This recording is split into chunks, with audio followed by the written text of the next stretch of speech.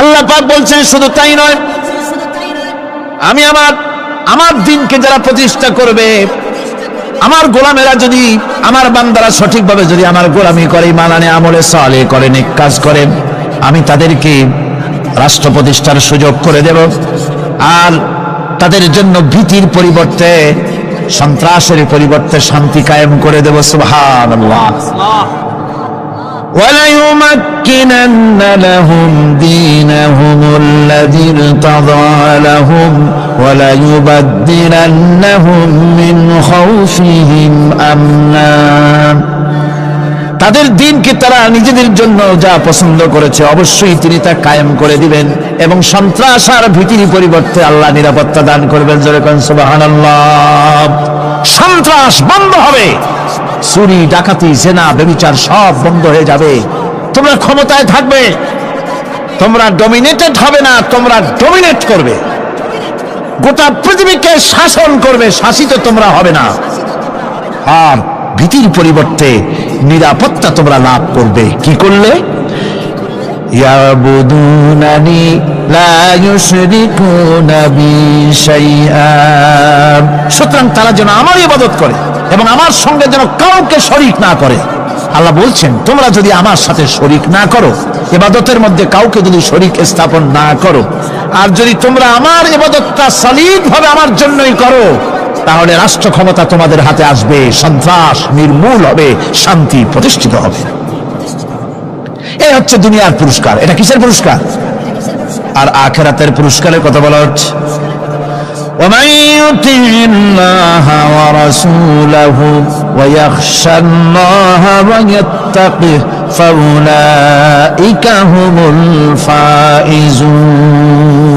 যে ব্যক্তি আল্লাহ এবং রাসূলের আনুগত্য করেছে, আল্লাহকে ভয় করে চলেছে, তার গজব থেকে বেঁচে রয়েছে, সেই হচ্ছে সফল কাম। সফল কাম মানে কি? কিয়ামতের দিন আল্লাহ পাক তাদেরকে জান্নাত দান করবেন। আল্লাহ পাক তাদেরকে কিয়ামতে কি দিবেন? জান্নাত দিবেন, চিরস্থায়ী শান্তির জায়গা, সেই জান্নাত লাভ করা যাবে। আজ ইবাদতের এই যে গুরুত্বপূর্ণ ইবাদত, এই ইবাদতের ভুল অর্থ সমাজের ভিতরে ছড়িয়ে আছে। সাধারণ মানুষের ভুল করেছে, অসাধারণ মানুষেরাও ইবাদতের ভুল অর্থ করে ভুলের মধ্যে নিমজ্জিত আছে বিরাট সংখ্যক লোকেরা। সাধারণ মুসলমানেরা তারা যে ভুলটা করলো ইবাদতের অর্থ করতে গিয়ে, সেটা হলো এই, সাধারণ লোকেরা মনে করলো কয়েকটা অনুষ্ঠানের নাম হচ্ছে ইবাদত, নামাজ, রোজা, হজ, যাকাত, সাদকা, ফিতরা, এর নাম হলো ইবাদত। অনুষ্ঠান শেষে তারা নিজেদেরকে স্বাধীন মনে করলো। তারা আল্লাহ পাকের প্রত্যেকটি আইনের ধারাকে লঙ্ঘন করলো। বছরে একবার রোজা রেখে, বছরে এক মাস রোজা রেখে মনে করলো ইবাদত শেষ। 5 ওয়াক্ত নামাজ পড়ে মনে করলো ইবাদত শেষ। আমি প্রশ্ন করি, 5 ওয়াক্ত নামাজের নামই যদি হয় ইবাদত, 5 ওয়াক্ত নামাজের নামই ইবাদত, এটাই যদি হয়, তাহলে 5 ওয়াক্ত নামাজ পড়তে সময় লাগে কত? উজু টুজু করে বড় জোর 1-1.5 ঘন্টা সময় লাগে 5 ওয়াক্ত নামাজ পড়তে। তো এর নাম যদি হয় ইবাদত, তার অর্থ কি দাঁড়াবে? অর্থ দাঁড়াবে আপনি 24 ঘন্টার ভিতরে 1 থেকে 1.5 ঘন্টার জন্য আল্লাহর গোলাম, বাকি 22 ঘন্টার জন্য শয়তানের গোলাম হতে কেউ রাজি আছেন? রোজার নামই যদি হয় শুধু ইবাদত, তাহলে তার অর্থ দাঁড়াবে বছরের ভিতরে একটা মাসের জন্য আপনি আল্লাহর গোলাম, আর 11 মাসের জন্য শয়তানের গোলাম হতে কেউ রাজি আছে? তাহলে বিষয়টা কি? বিষয়টা হচ্ছে নামাজ, রোজা, হজ, যাকাতি শুধুমাত্র ইবাদত নয়, আনুষ্ঠানিক ইবাদত তো বটেই, কম্পালসারি ইবাদত তো বটেই, কিন্তু শুধুমাত্র নামাজ, রোজা, হজ, যাকাত ইবাদত শুধুমাত্র নয়, এগুলি হচ্ছে ইবাদতের পার্ট, ইবাদতের অংশ। বরং জীবনের সব ক্ষেত্রে আল্লাহর হুকুমকে মানার নামই হচ্ছে। তাই আমার একদিকে নামাজ রোজা করছে, অন্যদিকে আল্লাহর আইনের প্রতিটি ধারাকে লঙ্ঘন করে চলছে, মিথ্যা ওয়াদা করে, মিথ্যা কথা বলে, সুদ খায়, ঘুষ খায়, জিনা করে, এরপরে অন্যের হক নষ্ট করে, প্রতিবেশীর হক নষ্ট করে, হারাম মাল খায়, হকদারের হক নষ্ট করে, প্রতিবেশীর হক নষ্ট করে, জিন্দা মুদ্দা মানুষকে নিজের জন্য শক্তিধর বলে মনে করে, এক টুকরা রুটির জন্য অথবা এক ফোঁটা, এক ঘটি পানির জন্য কাফেরের কাছে হাত পেতে দাঁড়ায় থাকে। এই যদি অবস্থা হয়, এটাই যদি হয় ঈমান, আর এটার নামে যদি ইবাদত হয়, তাহলে এই পৃথিবীর মুসলমানের আজ লাঞ্ছিত কেন? আল্লাহর ওয়াদা কি মিথ্যা? নাউযুবিল্লাহি মিন যালিক। আমাদের ইবাদত যদি ঠিক হয়, যদি সত্যিকারের ইবাদত যদি আমরা করে থাকি, তাহলে ক্ষমতায় ঈমানদারেরা নাই কেন? বিশ্বজুড়ে মুসলমানেরা লাঞ্ছিত কেন? তাহলে বুঝতে হবে ইবাদতের মধ্যে বিরাট গরমিল করে ফেলেছি, ঠিক কিনা? লক্ষ্য করুন, সেই লোকটা হজ করতেছে, উমরা করতেছে, নামাজ পড়তেছে, মসজিদ মাদ্রাসায় চাঁদা দিতেছে, ওই লোকটি আবার ব্যাংকের থেকে সুদের টাকা নিয়ে ব্যবসা চালাইতেছে। ব্যবসা ঠিক রাখার জন্য, ইনকাম ট্যাক্স ফাঁকি দেওয়ার জন্য ব্যবসায়ীরা 2 ধরনের 3 ধরনের খাতা মেনটেন করছে। কথা ঠিক কিনা? মিথ্যা কথা বলছে, ঘুষ দিতেছে, বেশি করে বিদ্যুতের বিল যাতে না আসে সেজন্য যারা বিদ্যুৎ লাইনে আছে তাদেরকে পয়সা দিয়ে ম্যানেজ করতেছে, ঠিক কিনা? আমি পার্লামেন্টে বলেছি বিদ্যুৎ বাইরের থেকে আনতে হবে না, ঘুরে ঘুরে আবার বিদ্যুতের কথা আসে। বিদ্যুৎ আনা লাগবে না, কারণ আমার দেশে চাহিদা হচ্ছে 2500 মেগাওয়াট, সেখানে 1800 মেগাওয়াট আমাদের আছে। আরেকদিকে 4টা বিদ্যুৎ প্রকল্প বন্ধ হয়ে আছে।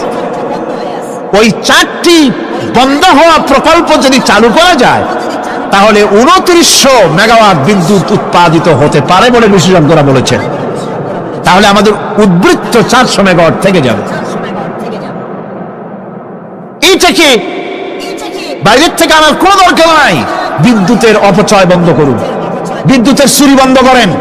মিল কল কারখানা যাদের আছে, লক্ষ লক্ষ টাকা বিদ্যুৎ বিল হয়, কিন্তু লাইনম্যানদের সঙ্গে ম্যানেজ করে গভর্নমেন্টকে ফাঁকি দেওয়া হচ্ছে, ঠিক কিনা? তোমার নামাজের দাম কি? তোমার হজের 4 পয়সা দাম নাই। তুমি রাষ্ট্রকে ফাঁকি দিয়েছ, তুমি জনগণকে ফাঁকি দিয়েছ, তুমি দেশের শত্রু। টেলিফোনের বিল হাজার হাজার টাকা, লাখ টাকার বেশি বিল হয়, লাইনম্যানের সঙ্গে ম্যানেজ করে 500, 700, 2000 টাকা দিয়ে সারিয়ে দেয়, ঠিক কিনা? এরা জাতির শত্রু, দেশের শত্রু। এদেরকে ফায়ারিং স্কোয়াড নিয়ে ক্লাস ফায়ার করে উড়ায় দেওয়া উচিত। এরা দেশের দুশ্মন। আজ সিস্টেম লসের নাম দিয়া বিদ্যুৎ চুরির আরেক ব্যবস্থা করা হয়েছে। সিস্টেম লস করে ওনারা নিজেরা, আর এর ভোগান্তি জনগণকে করতে হয়। কসাইয়ের মতো চুরি দিয়া জমাও করে জনগণের কাছ থেকে সিস্টেম লসের চার্জ আদায় করা হয়। আমি পার্লামেন্টে বলেছি, মাননীয় স্পিকার, সিস্টেম লস এই নামটা উঠাও দেন, এই প্রথা বন্ধ করে দিন। বিদ্যুৎ ধার করা লাগবে না, আল্লাহ আমাদের দেশে যথেষ্ট দিছে, কোন জিনিসের অভাব নাই। এখানে গ্যাস আছে, তেল আছে, বিদ্যুৎ আছে, পাট আছে, চা আছে, নাই কি? অন্তত 8.5 কোটি টাকার কাগজ গুদামের মধ্যে বন্দী হয়ে আছে। ভারতকে ক্ষতি করার জন্য সে দেশ থেকে কাগজ এনে খবরের কাগজ ছাপানো হচ্ছে, আর 8.5 কোটি টাকার কাগজ নষ্ট হয়ে যাচ্ছে আমার দেশের কাগজ। সুতরাং বলতেছিলাম একথাই বলতেছিলাম যে ঈমান আল্লাহর গোলাম হতে হলে ভুল করে বসেছি ইবাদতের অর্থ করতে। শুধু নামাজ, রোজা, হজ, যাকাত, মাজারে কিছু চান্দা দেওয়া, আগরবাতি, মোমবাতি, চাদর একটা দিয়া, পীর সাহেবরে 10,000 টাকা চান্দা দিয়া, মুছে তেল মাইখে আর দাঁত বাড়ি করে হাসে। বেহেশতে তো গেছি, আর দেরি করতে। বেহেশতে তুমি যাবা, এত সহজ? দেশকে ফাঁকি দিছ, দেশকে ফাঁকি দিয়েছ, জনগণকে ফাঁকি দিয়েছ, নিজের মেয়েকে ফাঁকি দিয়েছে। বিবাহের সময় টাকা পয়সা দিয়া বিবাহ করায় দিল। ব্যবসা, ধানি সম্পত্তি, বাড়ির সম্পত্তি সব ছেলেদেরকে দিয়ে দিল, মেয়েটারে ফাঁকি দিয়ে দিল। দেয় না এরকম? ফুপুকে ফাঁকি দিল, বোনকে ফাঁকি দিল। এরপরে মোনাজাত করে সবে বরাতে, আল্লাহ আমারে বেহেশত দিও। ফেরেশতারা কয়, মর তুই আগে, বেহেশত তোরে কেমনে দেয় ভালো করে দেখাই দেব। বেটা তুই যাবি বেহেশতে? এত সোজা? ওটা মামু বাড়ির বারান্দা নাকি? এত সহজ নয়। সুতরাং সাধারণ মানুষ মারাত্মক ভুল করেছে এখানে। নামাজ, রোজা, হজ, যাকাত ইবাদত, আর কিছু কি ইবাদত মনে করে নাই? আপনার চাকরি আপনার ইবাদত, চাকরিতে ফাঁকি দেওয়া যাবে না।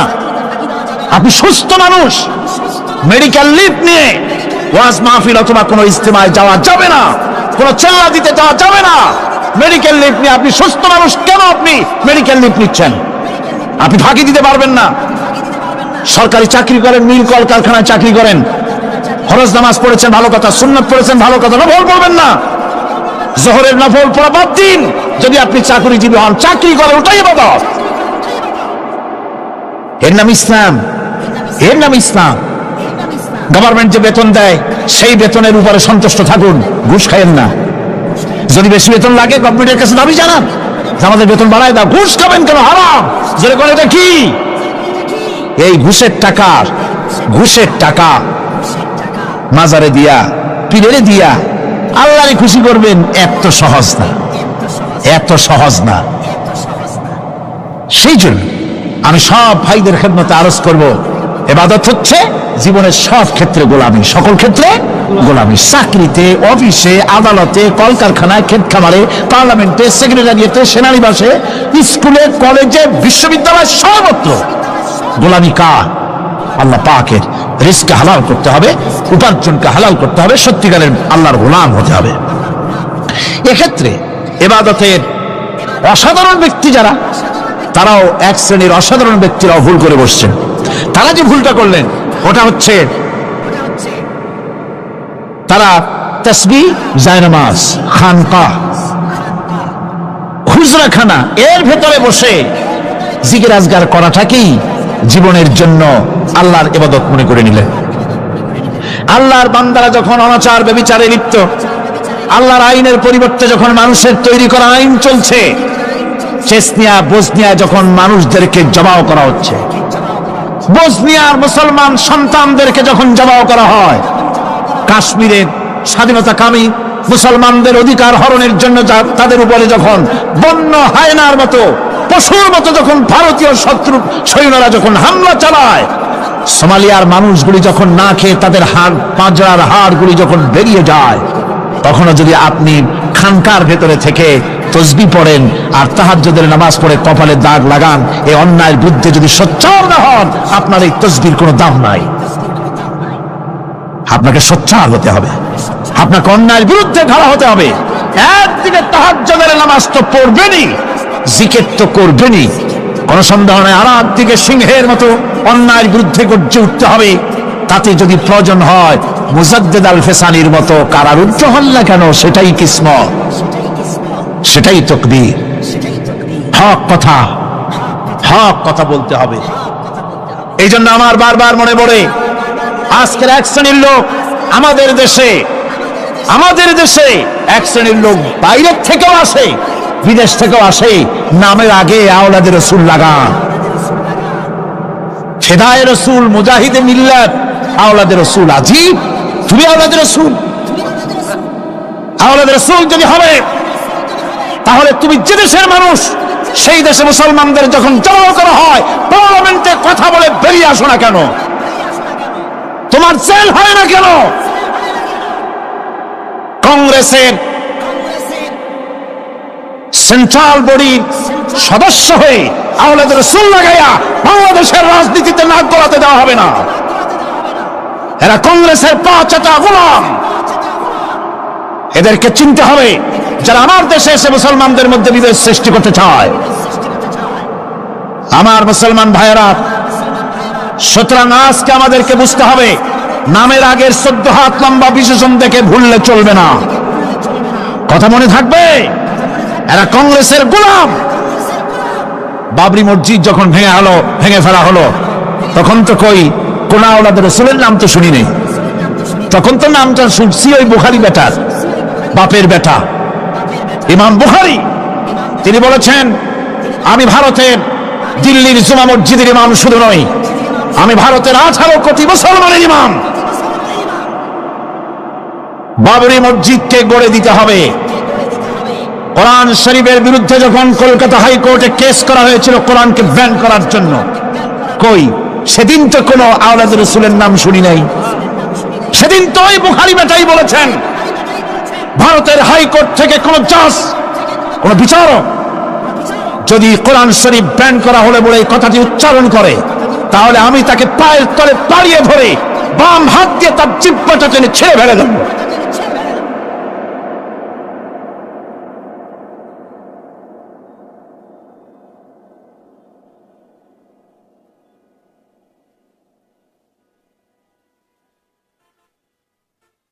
বন্ধুগণ, সুতরাং আমাদেরকে বুঝতে হবে, বসুন, বেয়াদবি করবেন না, বসেন। আমাদেরকে বুঝতে হবে খানকায় শুধু জিকির আজগার করলেই চলবে না। হযরতে শাহজালাল রহমতুল্লাহ আলাইহি এক হাতে ছিল তরবারি, আর এক হাতে ছিল কোরআন।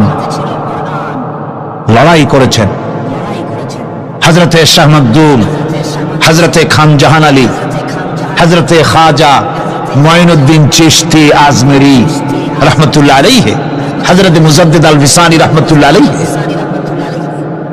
মুরিদের বাড়ি জন্মের খাওয়া খাইয়া পেটটা কুমিরের মতো বড় করে নাই, জেল খেটেছে হক কথা বলতে গিয়ে। বাপের বেটা হও, নিজের দেশে কথা কও।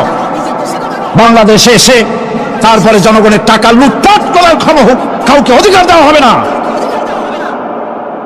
আমার বন্ধুগণ, আল্লাহর ওলি যারা, তারা এভাবে করে জনগণের খেদমত করেছেন, কথা বলেছেন। সুতরাং শুধু জিকির আজগার করলেই হবে না, হক কথা বলতে হবে স্পষ্ট করে। এটাই হলো ইবাদতের হক আদায় হবে যদি সত্যিকারের হক কথা বলা যায়। অসাধারণ ব্যক্তিরা ময়দানে কথা বলবেন, হক কথা বলবেন, অন্যায়ের বিরুদ্ধে সোচ্চার হবেন।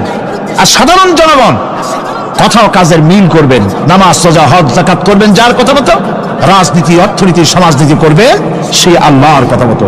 তাহলেই সত্যিকারের মুসলমান হওয়া যাবে। কথা বুঝে আসছে কিনা ভাই? কথা বুঝে আসছে কিনা?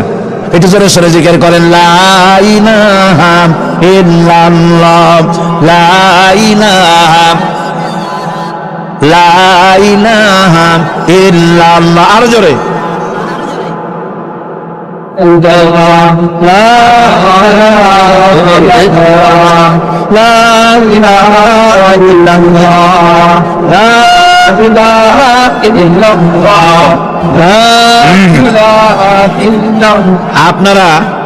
আপনারা যদি মাথা উঠাইয়া দেখতে থাকেন তো কি দেখবেন? মানুষের মাথা টুপি ছাড়া তো কিছুই দেখা যাবে না।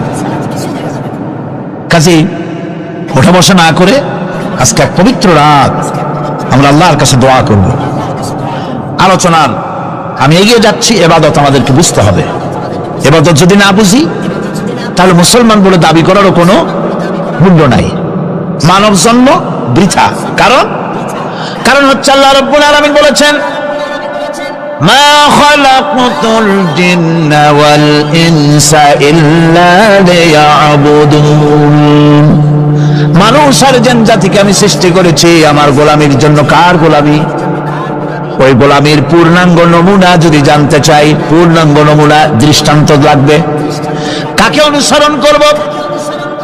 পূর্ণাঙ্গ ইবাদতের আল্লাহর গোলামির পূর্ণাঙ্গ নমুনার জন্য কোরআনে কারিমে দৃষ্টান্ত সেট করা হয়েছে। হযরত ইব্রাহিম আলাইহিস সালামের আল্লাহ পাক বলেন, ইয ক্বালা লাহু রাব্বুহু আসলিম ক্বালা আসলামতু লিরাব্বিল আলামিন। তার অবস্থা এই ছিল, কার? ইব্রাহিম আলাইহিস সালাম। তার অবস্থা এই ছিল যে তার রব যখন তাকে বললেন আনুগত্যের মস্তককে অবনত করে দাও, তিনি বললেন আমি আমার বিশ্বপালকের সামনে মাথাটা নত করে দিলাম। সুবহানাল্লাহ, কোন শর্ত ছাড়াই মাথা নিচু করে দিলাম। এই পন্থায় তিনি যে পন্থাটা অবলম্বন করেছিলেন, এই পন্থায় চলার জন্য তার সন্তানদেরকেও তিনি হুকুম করেছিলেন। ووصى بها إبراهيم ببنيه ويعقوب يا بني إن الله اصطفى لكم الدين فلا تموتن إلا وأنتم مسلمون। ইয়াকুব এবং ইব্রাহিম আলাইহিস সালাম তার সন্তানদেরকে এই উপদেশ দিয়েছিলেন যে তিনি বলেছিলেন, হে আমার সন্তানেরা, আল্লাহ ছাড়া তোমাদের জন্য আল্লাহ পাক এই দ্বীনকে মনোনীত করেছেন। আল্লাহ পাকের আনুগত্য করবে, তার দ্বীনের প্রতি সারেন্ডার করবে। আর খবরদার মুসলমান না হয়ে যেন তোমরা মরে যেও না। মৃত্যু মুসলমান অবস্থায় থাকবে, অর্থাৎ মৃত্যু পর্যন্ত থাকবে কি অবস্থায়? মুসলমান অবস্থায়। أم كنتم شهداء إذ حضر يعقوب الموت إذ قال لبنيه ما تعبدون من بعدي। ইয়াকুব আলাইহিস সালাম তার মৃত্যুর সময় জিজ্ঞেস করেছিলেন, ও আমার সন্তানেরা, আমার মৃত্যুর পরে তোমরা কার ইবাদত করবে, তার কার গোলামি করবে? তারা জবাব দিলেন, قالوا نعبد إلهك وإله آبائك إبراهيم وإسماعيل وإسحاق إلها واحدا ونحن له মুসলিমুন। নিঃসন্দেহে আমরা ইবাদত করব, গোলামি করব আপনার রবের, আপনার পিতার রবের, এবং আল্লাহর ইবাদত করব। আপনিও আপনার পূর্বপুরুষ ইব্রাহিম ইসমাইল যে আল্লাহকে ইবাদত করেছে, সে আল্লাহ পাকের ইবাদত আমরা করব এবং তার অনুগত হয়ে থাকব। দাসত্ব এবং পূর্ণাঙ্গ দাসত্বের গোলামীর পূর্ণাঙ্গ নমুনা হচ্ছেন হযরত ইব্রাহিম আলাইহিস সালাম। আল্লাহ গোটা জমিন যখন শিরকের অন্ধকারে ডুবে গিয়েছিল, তখন হযরত ইব্রাহিম আলাইহিস সালাম তাওহীদের আলো জ্বালিয়ে দিয়েছিলেন। এই নিবেদিতদের ইমাম হিসাবে আল্লাহ পাক তাকে ঘোষণা দিলেন। কোরআনে কারীম বলছে, وَإِذَا ابْتَلَى إِبْرَاهِيمَ رَبُّهُ بِكَلِمَاتٍ فَأَتَمَّهُنَّ قَالَ إِنِّي جَاعِلُكَ لِلنَّاسِ إِمَامًا। ইব্রাহিমকে তার রব কয়েকটি বাক্য দিয়ে পরীক্ষা করলেন এবং তিনি সেই পরীক্ষাগুলোতে পাশ করলেন। তখন আল্লাহ রাব্বুল আলামিন তাকে বললেন যে আমি তোমাকে গোটা বিশ্ব মানবতার জন্য, গোটা বিশ্বের সমস্ত মানুষের জন্য আমি তোমাকে নেতা বানাবো। সুবহানাল্লাহি ওয়া বিহামদিহি। প্রথম পরীক্ষা হলো, গতকাল বলেছি, সে আগুনের পরীক্ষা। সেখানে আল্লাহ পাক তাকে পাশ করালেন, তিনি পাশ করলেন। দ্বিতীয় পরীক্ষা ছিল বিবি এবং নবজাতক সন্তানকে নিয়ে। আল্লাহ হুকুম করলেন, এই বিবি আর বাচ্চারে নিয়ে মরুভূমিতে রেখে আসো। মরুভূমিতে যেখানে ঘর নাই, বাড়ি নাই, সেই জায়গায় বিবি এবং বাচ্চাকে রেখে যাওয়ার সময় তিনি বললেন, রব্বানা ইন্নী আসকানতু মিন যুররিয়্যাতি বিওয়াদিন গায়রি যী যাররিন ইনদা বাইতিকাল মুহাররাম। হে আল্লাহ রাব্বুল আলামিন, আমি পানি এবং তরুলতাবিহীন এক মরুভূমির ভিতরে আমার বংশের একটি অংশকে এখানে রেখে গেলাম। তোমার ঘরের কাছে পুনর্বাসিত আমি তাদের কাছে, এই ঘরের কাছে, সম্মানিত ঘরের কাছে রেখে গেলাম। পরীক্ষায় তিনি পাশ করলেন। হযরতে হাজেরা প্রশ্ন করলেন, ইব্রাহিম, পানি নাই, খাবার নাই, মানুষ নাই, ঘর নাই, বাড়ি নাই, মরুভূমির ভিতরে আমাকে আর আমার বাচ্চারে ফেলে রেখে যাচ্ছ কেন? কোনো জবাব নাই। দুইবার তিনবার প্রশ্ন করলেন। এরপরে তিনি আবার প্রশ্ন করলেন, বললেন, ইব্রাহিম, এটা কি আল্লাহর হুকুম নাকি? হযরত ইব্রাহিম আলাইহিস সালাম নিজের কলিজার টুকরা সন্তান আর বিবিকে রেখে যেতেছেন ভারাক্রান্ত মন নিয়ে। তিনি আকাশের দিকে আঙ্গুল উঁচু করে দেখালেন। হযরত হাজেরা বুঝলেন ইনি তো আল্লাহর পয়গম্বর, আমার কোন অপরাধে এভাবে ফেলে যাওয়ার কথা নয়। তিনি বুঝলেন এটা আল্লাহর হুকুম। হযরতে হাজেরা বললেন, ইব্রাহিম রে, নিশ্চিন্ত মনে বাড়ি ফিরে যাও, আমার মনে কোনো চিন্তা নাই, কোনো পেরেশানি আর এখন নাই। আল্লাহর হুকুমে যদি আমাকে মরুভূমির ভিতরে ফেলে যেয়ে থাকো, তাহলে আমি ওই আল্লাহর প্রতি এতটা ভরসা রাখি যে এই মরুভূমির ভিতরে জল পানি শূন্য, খাদ্য শূন্য জায়গায় আমি আমার বাচ্চাকে আল্লাহ রাব্বুল আলামিন না খাওয়াইয়া মারবেন না। দ্বিতীয় পরীক্ষায় পাশ করল। 3 নম্বরে পরীক্ষা হলো, সন্তান বড় হয়ে গেছে, বুদ্ধি হয়েছে, দৌড়াতে পারে। আল্লাহ রাব্বুল আলামিন হুকুম করলেন, ছেলেকে জবাহ করো। কত বড় আগুনের পরীক্ষা! কোরআন শরীফ বলছে, হযরত ইব্রাহিম আলাইহিস সালাম নিজের ছেলেকে ডেকে নিয়ে বললেন, ইয়া বুনাইয়া ইন্নী আরা ফিল মানামি আন্নী আযবাহুক ফানজুর মাযা তারা। হে আমার কলিজার টুকরা সন্তান, আমি এই স্বপ্নে দেখেছি যেন আমি তোমাকে জবাহ করতেছি। তোমার রায় কি, তোমার মত কি, আমারে শোনাও। ছেলে পয়গম্বর ছেলে তার জবাবে বললেন, يا أبت افعل ما تؤمر ستجدني إن شاء الله من الصابرين। হে আমার আব্বাজান, আপনি যে ব্যাপারে স্বপ্নের ভিতরে আদিষ্ট হয়েছেন আপনি তা কার্যকরী করুন। আমাকে এতটুকু অধৈর্যের মধ্যে পাবেন না, আমাকে ধৈর্যশীলদের মধ্যে পাবেন। আমারে আপনি আল্লাহর হুকুম পালন করেন। আল্লাহ পাক শোনাচ্ছেন, فلما أسلما وتله للجبين। পিতা পুত্র দুজনই রাজি হয়ে গেল। পিতা তার ছেলেকে কাঁধ করে গলার উপরে ছুরি ধরেছেন। আল্লাহ রাব্বুল আলামিন ইসমাইল জবাই হোক এটা আল্লাহ চান নাই, আল্লাহ চেয়েছেন পরীক্ষা করতে। পরীক্ষায় ইব্রাহিম পাশ হয়ে গেলেন। আল্লাহ পাক বলছেন, ওয়ানাদাইনাহু আইয়া ইব্রাহিম قد صدقت الرؤيا إنا كذلك نجزي المحسنين। আমি ইব্রাহিমকে ডেকে বললাম, ইব্রাহিম তুমি তোমার স্বপ্নকে বাস্তবে রূপ দিয়েছো, আর এভাবে করে আমি মুহসিনদেরকে পুরস্কৃত করে থাকি। আল্লাহ পাক খুশি হলেন। আল্লাহ পাক বললেন, ইন্না হাযা লাবালাউল মুবিন। নিঃসন্দেহে এটি একটি বিরাট পরীক্ষা ছিল। ঠিক কি লাগল? আল্লাহ নিজে বলছেন এটা একটি বিরাট পরীক্ষা, আজিম ইমতিহান। সে ইমতিহানে তিনি পাশ করলেন। পরীক্ষায় উত্তীর্ণ হওয়ার জন্য রব্বুল আলামিন পুরস্কার দিয়ে দিলেন। আল্লাহ পাক বললেন, সালামুন আলা ইব্রাহিম। পড়েন সবাই, সালামুন আলা ইব্রাহিম।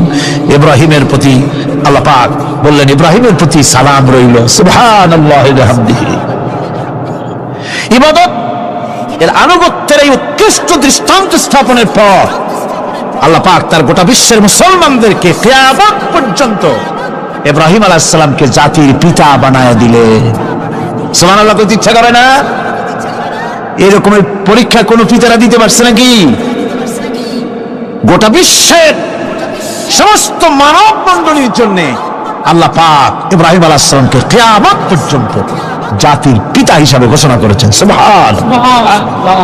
মিল্লাতা আবিকুম ইব্রাহিম ওয়া সাম্মাকুমুল মুসলিমিন। তোমরা তোমাদের পিতা ইব্রাহিমের মিল্লাতের উপর প্রতিষ্ঠিত হও। আল্লাহ পাক বলছেন, তোমাদের পিতা ইব্রাহিমের মিল্লাতের উপর প্রতিষ্ঠিত হও, আর আল্লাহই তোমাদের নাম রেখেছে মুসলমান। তোমরা হচ্ছে মুসলমান। আমাদের পরিচয়, ওই যে পরিচয়ের কথা আগে হয়ে গেছে, আমাদের পরিচয় আমরা মুসলমান। আমাদের পরিচয় কি? মুসলমান। এটা প্রথম পরিচয়। ইবাদতের পূর্ণাঙ্গ মাপকাঠি হিসেবে আল্লাহ পাক হযরত ইব্রাহিম আলাইহিস সালামকে দুনিয়াবাসীর সামনে পেশ করেছেন। কোরআন বলছে, ইহুদি এবং খ্রিস্টানেরা মুসলমানদেরকে বিভ্রান্ত করতে চায়। তারা বলে, ওয়াকালু কুনু হুদান আও নাসারা তাহতাদু কুল বাল মিল্লাতা ইব্রাহিম হানিফা ওয়া মা কানা মিনাল মুশরিকিন। ইহুদিরা বলে ইহুদি হও তবেই তোমরা সঠিক পথ পাবা, খ্রিস্টানেরা বলে খ্রিস্টান হও তবেই তোমরা সঠিক পথ প্রাপ্ত হবে। আল্লাহ পাক বলছেন, এদের সকলকে বলে দাও বরং তোমরা সব পরিত্যাগ করে মিল্লাতে ইব্রাহিমের ভিতরে শামিল হয়ে যাও। এটাই মুক্তির পথ, এটাই নাজাতের পথ, এটাই আল্লাহর পথ। সুবহানাল্লাহি ওয়া বিহামদিহি। এমনকি রাসূল কারীম সাল্লাল্লাহু আলাইহি ওয়াসাল্লামকে আল্লাহ পাক বলেছেন, আনিত্তাবি মিল্লাতা ইব্রাহিম হানিফা। চারদিক থেকে মুখ ফিরিয়ে এনে মিল্লাতে ইব্রাহিমের ভিতরে শামিল হয়ে যাও, তারই অনুসরণ করো। রাসূল কারীম সাল্লাল্লাহু আলাইহি ওয়াসাল্লাম ইবাদত বা আনুগত্যের সর্বোৎকৃষ্ট নমুনা হওয়ার কারণে ইব্রাহিম আলাইহিস সালাম সম্পর্কে হুজুর বলেছেন, ইন্না ইব্রাহিমা খায়রুল বারিয়া, রাওয়াহু মুসলিম। রাসূল বলেছেন, ইব্রাহিম হচ্ছেন জগতের সর্বোত্তম ব্যক্তি। সুবহানাল্লাহ। সুতরাং আমাদেরকে ইবাদতের নমুনা হিসেবে ইব্রাহিম আলাইহিস সালামকে মানদণ্ড হিসেবে দেখতে হবে যে কিভাবে তিনি সারেন্ডার করেছিলেন আল্লাহ পাকের দরবারে। এখন আমি আপনাদের সামনে বলতে চাই, মানুষের জীবনে সবচাইতে বড় দুটি চাহিদা আছে। একটা হচ্ছে খাদ্য, আর একটা হচ্ছে নিরাপত্তা।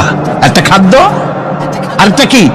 নিরাপত্তা। পেট ভরে খাইতে চাই, আর চোর ডাকাতের উপদ্রব থেকে নিরাপত্তা পেতে চায়। আইন শৃঙ্খলা পরিস্থিতির উপরে যখন পার্লামেন্টে আলোচনা হচ্ছিল, আমি তখন বলেছি, মাননীয় স্পিকার, আমার দেশের সাধারণ ভোটারদের বড় কোনো আশা আকাঙ্ক্ষা নাই। তারা কোনোদিন বলে না যে আমাদের গুলশানে বাড়ি দিতে হবে সকলের, আমাদেরকে মঙ্গল গ্রহে অফিস বানায় দিতে হবে, বাসেরও গাড়ি দিতে হবে, এগুলি তারা দাবি করে না। সারা ভোট দেয়, কষ্ট করে, মিছিল করে। এই সাধারণ জনগণের দাবি হচ্ছে মিনিমাম দাবি, খুবই কম। তাদের দাবি হলো মোটা সুতার কাপড় চাই ইজ্জত ঢাকার জন্য, পেট ভরে খেতে চাই, পোলাও কোরমা বিরিয়ানির দরকার নাই, আর আশ্রয়ের জন্য ছোট্ট একটু ঘর চাই, চোর ডাকাতের উপদ্রব থেকে নিরাপত্তা চাই।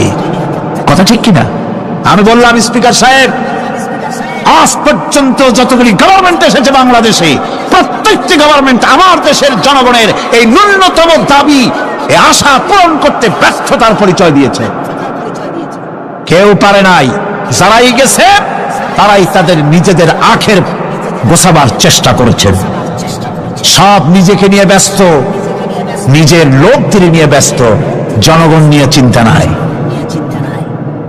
সুতরাং মানুষের চাহিদা হচ্ছে খাদ্য আর নিরাপত্তা। আমরা কি খাদ্য আর নিরাপত্তা সত্যি কি চাই? চাই। খাদ্য যদি চাই ক্ষুধার সময়, নিরাপত্তা যদি চাই ভীতির সময়, আল্লাহ রাব্বুল আলামিন বলেন কোন গভর্নমেন্ট দিতে পারবে না, দুনিয়ায় কেউ দিতে পারে নাই, পারবেও না। ক্ষুধার সময় যদি খাদ্য চাও, ভীতির সময় যদি নিরাপত্তা লাভ করতে চাও, তাহলে ফালিয়াবুদু রাব্ব হাযাল বাইত, এই ঘরের মালিকের ইবাদত কর। কোন ঘর? কাবা ঘর। বলেন কোন ঘর? কাবা ঘর। কাবা শরীফের মালিকের ইবাদত কর। তাহলে কি হবে? আল্লাযী আত'আমাহুম মিন জু'ইন ওয়া আমানাহুম মিন খাউফ। এই ঘরের মালিকের ইবাদত যদি করো, তাহলে ক্ষুধার সময় তিনি তোমাদেরকে খেতে দিবেন, আর ভীতির সময় তিনি তোমাদের নিরাপত্তা দান করবেন। এ ওয়াদা কার? চিল্লায় বলেন ওয়াদা কার? আল্লাহ পাকের ওয়াদা বিশ্বাস হলো না, এমনই পোড়া কপালের মুসলমান। নির্বাচন যখন আসলো, সলিমউদ্দিন সাহেব আসতেন মঞ্চের উপরে, পরিচয় করানো হচ্ছে।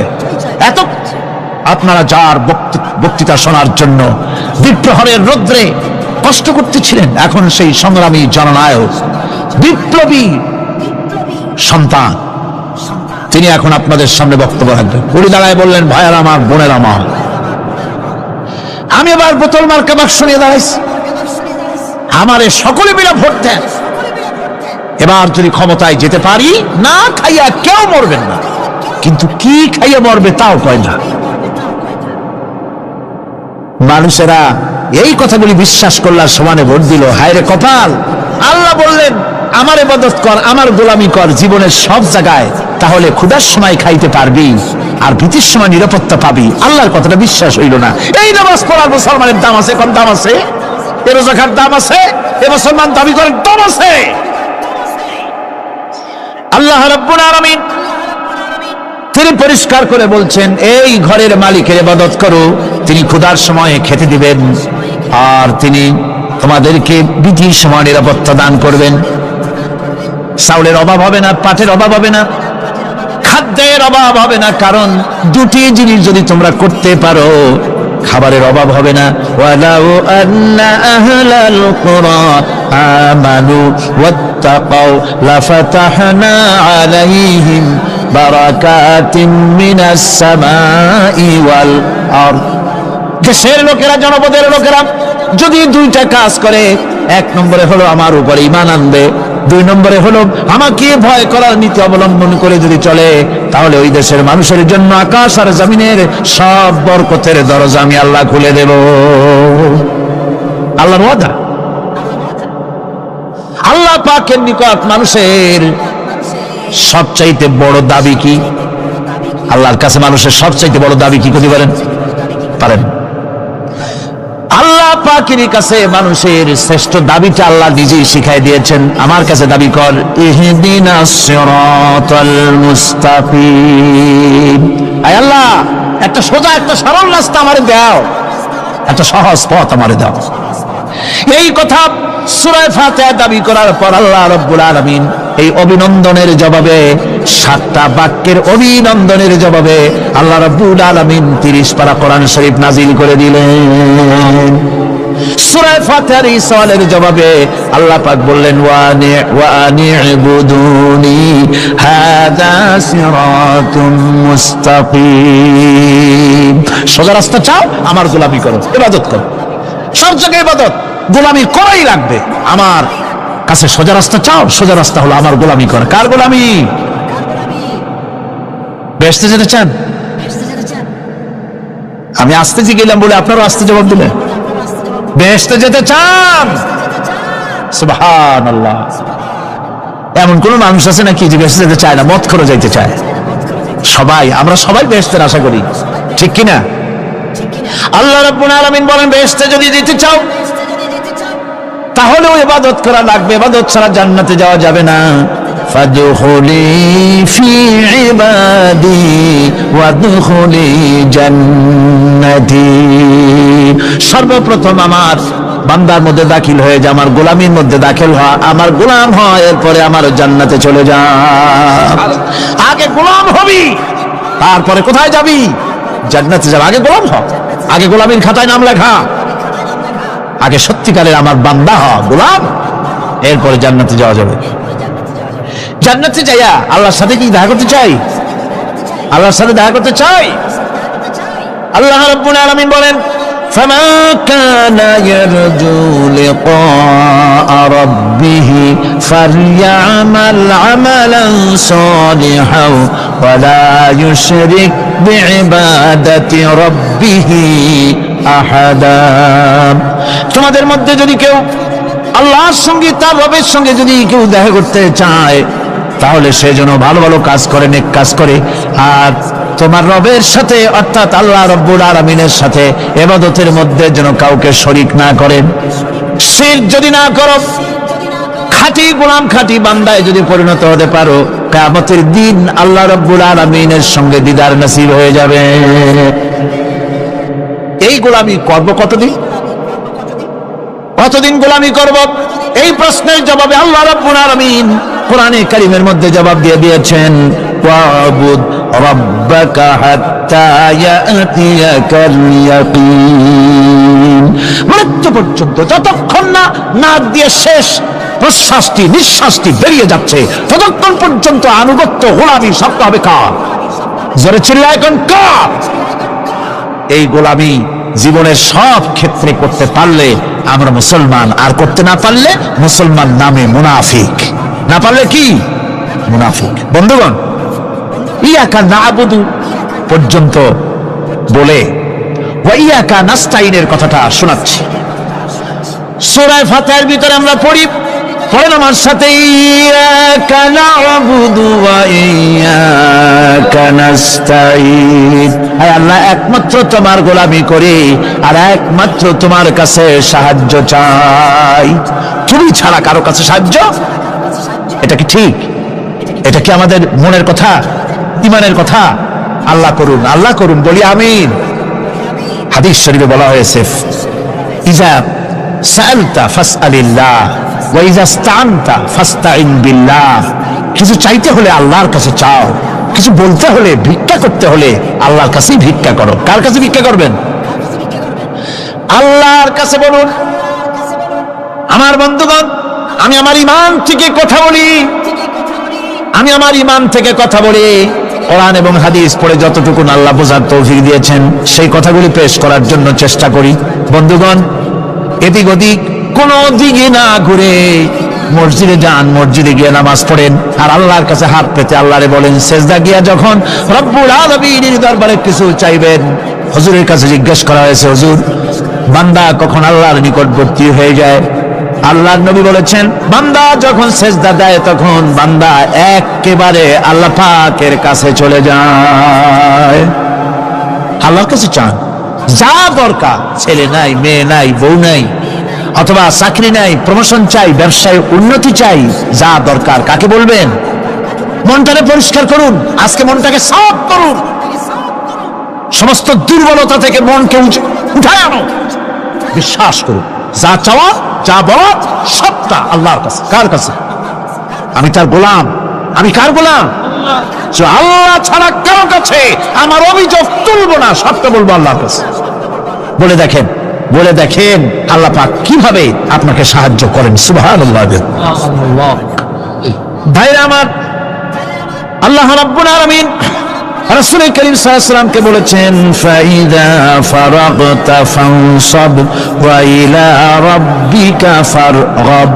যখন তুমি খালি হাত হয়ে যাবে, দাঁড়িয়ে যাবে এবং তোমার রবের কাছে মিনতি জানাবে, কিছু যখন থাকবে না, তোমার রবের কাছে দাঁড়ায় যাও আর তার কাছে মিনতি জানাও, তোমাকে আল্লাহ ভরপুর করে দিবেন। ভান্ডের কোনো অভাব নাই। আমাদের ভান্ড হচ্ছে যত দেব তত কমবে, আর আল্লাহর ভান্ড যত দেয় তত সমান সমান থাকে, মোটেই কমে না, মোটেই কমে না। সুতরাং দয়াল বাবা, বাবাজান, কেবলাজান বাবা কি যে কবে আর কি করবে দিশা করতে পারে না। গান বাজনা, তারপরে গোসল শরীফ, কি জানি হাবিজাবি শরীফ, কোন শেষ নাই, বেদাত দিয়ে ভরে গেছে। এগুলো বিশ্বাস করবেন না, বিদআত খারাফা, এর সাথে মুসলমানের কোন সম্পর্ক নাই। গান বাজনার সাথে মুসলমানের কোন সম্পর্ক। হাতে কতগুলো ঢোল নিয়ে তারপরে মাজারের কাছে গিয়ে ঢোল বাজায়, কবরের কাছে, মাথায় কতগুলো চুল, দাঁতে ময়লা, মোজগুলা ঠোঁট দুইটা ঢাইকিয়া দাড়ির কাছে এসে পড়ছে। হায় হায় রে, এই রকমের মোষ আমি মাঝে মধ্যে চিন্তা করি যে দই খায় কেমনে এরা, গাঁজা মদ খাইয়া এগুলো মাজার মধ্যে গিয়ে পড়ে থাকে। আর কি জানি আছে ওইটারে ঘষে আর বলে মদিনা যাব কেমনে, মদিনা যাব কেমন। তুই মদিনা যাবি কেমনে? মদ খেয়ে গাঁজা খেয়ে তুই যাবি মদিনা? একটা কথা হইলো? তোর নাপাক কদম আল্লাহ পাকের আরতে মুকদ্দাসে উঠতে পারে না। বক্কার, জিনাকার, শারাবি, কাবাবি আল্লাহ পাকের নাফরমান। কতগুলা শালু কাপড় গায়ে দিয়া, মাথায় কতগুলা চুল রাখিয়া, তারপরে গ্রামের নামে শরীফ। আশ্চর্য কথা, এই গ্রামের নাম শরীফ, ওই গ্রামের নামের মাথায় গিয়া শরীফ। শরীফ তো মক্কা শরীফ, মদিনা শরীফ, কোরআন শরীফ, হাদিস শরীফ। আর শরীফের দরকার নাই। শরীফের জাত মারছে গ্রামে গ্রামে শরীফ লাগাইয়া, কর্ণফুলী শরীফ, চন্দ্রগোনা শরীফ। আশ্চর্য কথা, শরীফ শব্দের একটা ইজ্জত থাকা উচিত, ঠিক কিনা কন? আপনাদেরকে সতর্ক হতে হবে। আনুগত্য এবং গোলামি সকল ব্যাপারে আল্লাহ পাকের করতে হবে। চাইতে হবে কার কাছে? আল্লাহর কাছে। আমার এই কথা আপনাদের মনে আছে কিনা জানি না। সম্রাট শাহজাহানের সময় এক ফকির, এক ভিক্ষুক ভিক্ষা করে বেড়াতো। 70-80 বছর বয়স হয়ে গিয়েছে। এক লোক বলছে, সারা জীবন তো তোমার ছোটবেলা থেকে ভিক্ষা করতে দেখলাম। সে বলল, মানুষে দেয় তো 2 পয়সা, 1 পয়সা, ভিক্ষা ছাড়া করবোটা কি? লোকটি বলল, তোমার একটা পরামর্শ দেই, একদিন সম্রাটের কাছে গিয়ে যে দেখো, একবারে যা দেবে খাইয়া কুলাইতে পারবে না। সম্রাট শাহজাহান কোথায় আছে এখন? দেখো গিয়া মসজিদে আছে। লোকটি মসজিদের বাইরে গিয়ে দেখে সম্রাট একা হাত তুলে বসে আছে, চোখ থেকে পানি পড়তেছে দর দর করে, দাড়ি ভিজে জামায় পড়তেছে, বহুক্ষণ দাঁড়িয়ে আছে। এরপরে সম্রাট তার মুনাজাত শেষ করে বেরিয়ে আসছেন। ফকিরের সঙ্গে দেখা। ফকির বলল, আসসালামু আলাইকুম। তিনি বললেন, ওয়ালাইকুম আসসালাম ওয়া রাহমাতুল্লাহ। ফকির রওনা করেছে। বাদশা বলছে, তুমি তো একজন ভিক্ষুক মানুষ বলি মনে হয়, আমার কাছে তো কেউ কিছু না চাইয়া যায় না, তুমি যে কিছু না চেয়েই চলে যাচ্ছ। ভিক্ষুক বলছে, জাহাপানা, সত্যি কিছু চাইতে এসেছিলাম আপনার কাছে, কিন্তু আপনার অবস্থা দেখে আমার জ্ঞানের চোখ খুলে গেছে। আমি দেখতে পেলাম, আমি যে সম্রাটের কাছে ভিক্ষা চাইতে আসলাম, আমি তো শুধু তাকায় আছি, আমি তো কান্দি না, বরং আমি যার কাছে চাইতে এসেছি তিনি আমার চাইতে আরো নগণ্য ভিক্ষুকের মতো হয়ে কার কাছে যেন হাত পেতে চোখের পানি ফেলে কান্দে। মনে মনে ভাবলাম, সম্রাট কান্দে যে সম্রাটের কাছে, ওই আল্লাহ সারা জীবনে কারো কাছে কিছু চাইব না। আল্লাহর কাছে চাওয়ার অভ্যাস করুন, তিনি দিতে পারেন, সবকিছু তার আছে। এই বিশ্বাস মনের ভিতরে জমাতে হবে, তাহলেই সত্যিকারের মুসলমান আমরা হব। আল্লাহ পাক সত্যিকারের গোলাম আমাদেরকে বানাবেন, আমরা বলি আমিন। মুনাফিকদের আরেকটা চরিত্র হলো, তারা যদি আজান শুনতে পায়, আজান এবং নামাজ সম্পর্কে তারা কটূক্তি করে, আজান এবং নামাজ সম্পর্কে তারা কটূক্তি করতে থাকে। এটা হলো মুনাফিকদের আরেকটা চরিত্র। আল্লাহ রাব্বুল আলামিন বলেন, ওয়াইদা নাদাইতুম ইলাস সালাতি ইত্তাখাযুহা হুজওয়ান ওয়া লাইবান। যখন আজান তারা শোনে, যখন নামাজের দিকে তাদেরকে ডাকা হয়, তখন তারা ঠাট্টা করে, বিদ্রুপ। আরেকটি চরিত্র হলো, সমাজের ভিতরে অশ্লীলতা বাড়াবার জন্য তারা প্রচেষ্টা চালায়। ইন্নাল্লাযীনা ইউহিব্বুনা আন তাশিআল ফাহিশাতু ফিল্লাযীনা আমানু লাহুম আযাবুন আলীম। ঈমানদার লোকদের মধ্যে অশ্লীলতা এরা বেশি করে ছড়াবার জন্য চেষ্টা করে, মানুষকে দুশ্চরিত্র বানাবার জন্য তারা চেষ্টা করে। এইভাবে করে রেডিওর মাঝে, সিনেমার ভিতরে, গানের মাধ্যমে, যাত্রার মাধ্যমে, পত্রপত্রিকার মাধ্যমে নানান ভাবে চেষ্টা চালায় যাতে করে মুসলমানদের মধ্যে চরিত্রহীনতা বাড়তে থাকে, শয়তানি বদমাশি বাড়ে, মানুষ চরিত্রবান হতে পারে এমন কিছু প্রদর্শিত হবে না, বরং প্রদর্শিত হবে মুনাফিকরা চেষ্টাই চালাবে যাতে করে মানুষের দ্বীন ও ঈমান নষ্ট হতে পারে, সেগুলি তারা করতে থাকবে। এগুলি হলো মুনাফিকের চরিত্র। এগুলি কি চরিত্র? পাপের কাজ যদি দেখে তড়িৎ গতিতে ওরা ঝাঁপিয়ে পড়ে। কোরআনে কারিমে রব্বুল আলামিন বলেন, ওয়া তারা কাসীরাম মিনহুম ইউসারিউনা ফিল ইসমি ওয়াল উদওয়ান। মুনাফিকদের চরিত্র এটাও যে তারা যখনই সুযোগ পায় তখনই খারাপ কাজের দিকে, মন্দ কাজের দিকে ঝাঁপায় পড়ে এবং মানুষদের মন্দের দিকে, গুনাহের দিকে, জুলুমের দিকে, অত্যাচারের দিকে তড়িৎ গতিতে তারা ঝাঁপায় পড়ে। এটা হলো তাদের কাজ। মুনাফিকদের আরেকটা চরিত্র হচ্ছে, তারা যদি নামাজ পড়তে দাঁড়ায়, নামাজ তারা পড়ে মানুষকে দেখাবার জন্য, আল্লাহকে খুশি করার জন্য মুনাফিকরা নামাজ পড়ে না। কোরআনে কারিমে বলা হচ্ছে, ওয়াইদা কামু ইলাস সালাতি কামু কুসালা ইউরাউনান নাস। মুনাফিকদের চরিত্র হচ্ছে তারা নামাজে যায় না, যদি যায় তাহলে নামাজের মধ্যে দাঁড়ায় কাহিনী এবং চুস্তি অবস্থায়, নামাজের মধ্যে দাঁড়ায় ইদিক উদিক তাকা, টুপিটা ঠিক করে, জামাটায় টান দেয়, বগলে চুলকায়, তারপরে নামাজের মধ্যে ইমামকে সতর্ক করে। ইমাম যদি তাশাহুদ পড়তে দেরি করে, ওর নিজের পড়া আগে হয়ে গেছে, ইমাম একটু দেরি করতেছে, তো পিছন থেকে সিগন্যাল মারে। এগুলি নামাজ হচ্ছে। আল্লাহ পাক বলছেন, ইউরাউনান নাস, এরা মানুষকে দেখাবার জন্য নামাজ পড়ে, এগুলি আসল নামাজ নয়, এগুলি আসল নামাজ নয়, আল্লাহকে সন্তুষ্ট করার জন্য নয়, এগুলি মানুষকে দেখাবার জন্য তারা নামাজ পড়ে। আমার ভাইরা, ইসলামের চরিত্রগুলি, কাজগুলি তারা করতে চায় না। সব সময়ের জন্য ইসলামের সঙ্গে বিরোধিতা করা এবং ইসলামের অপব্যাখ্যা করা, এগুলি হচ্ছে এই মুনাফিকদের চরিত্র, মুনাফিকদের কাজ। মুনাফিকরা চিরটা কাল এভাবে মুসলমানদের সঙ্গে খারাপ ব্যবহার করে এসছে এবং নিজেরা জাহান্নামের পথকে এভাবে তারা করে নিয়েছে। মুনাফিকদের আরেকটি চরিত্র হচ্ছে, জিহাদের নাম শুনলে তাদের কলিজা কেঁপে ওঠে। বুঝলেন? কইছে আপনারা জিহাদ করেন কেন? এমনি সহজ পথে কলেমা পড়িয়া অল্পের মধ্যে বেহেশতে যাওয়া যায়, এরকম একটু দোয়া টোয়া শিখান মুসলমানদেরকে।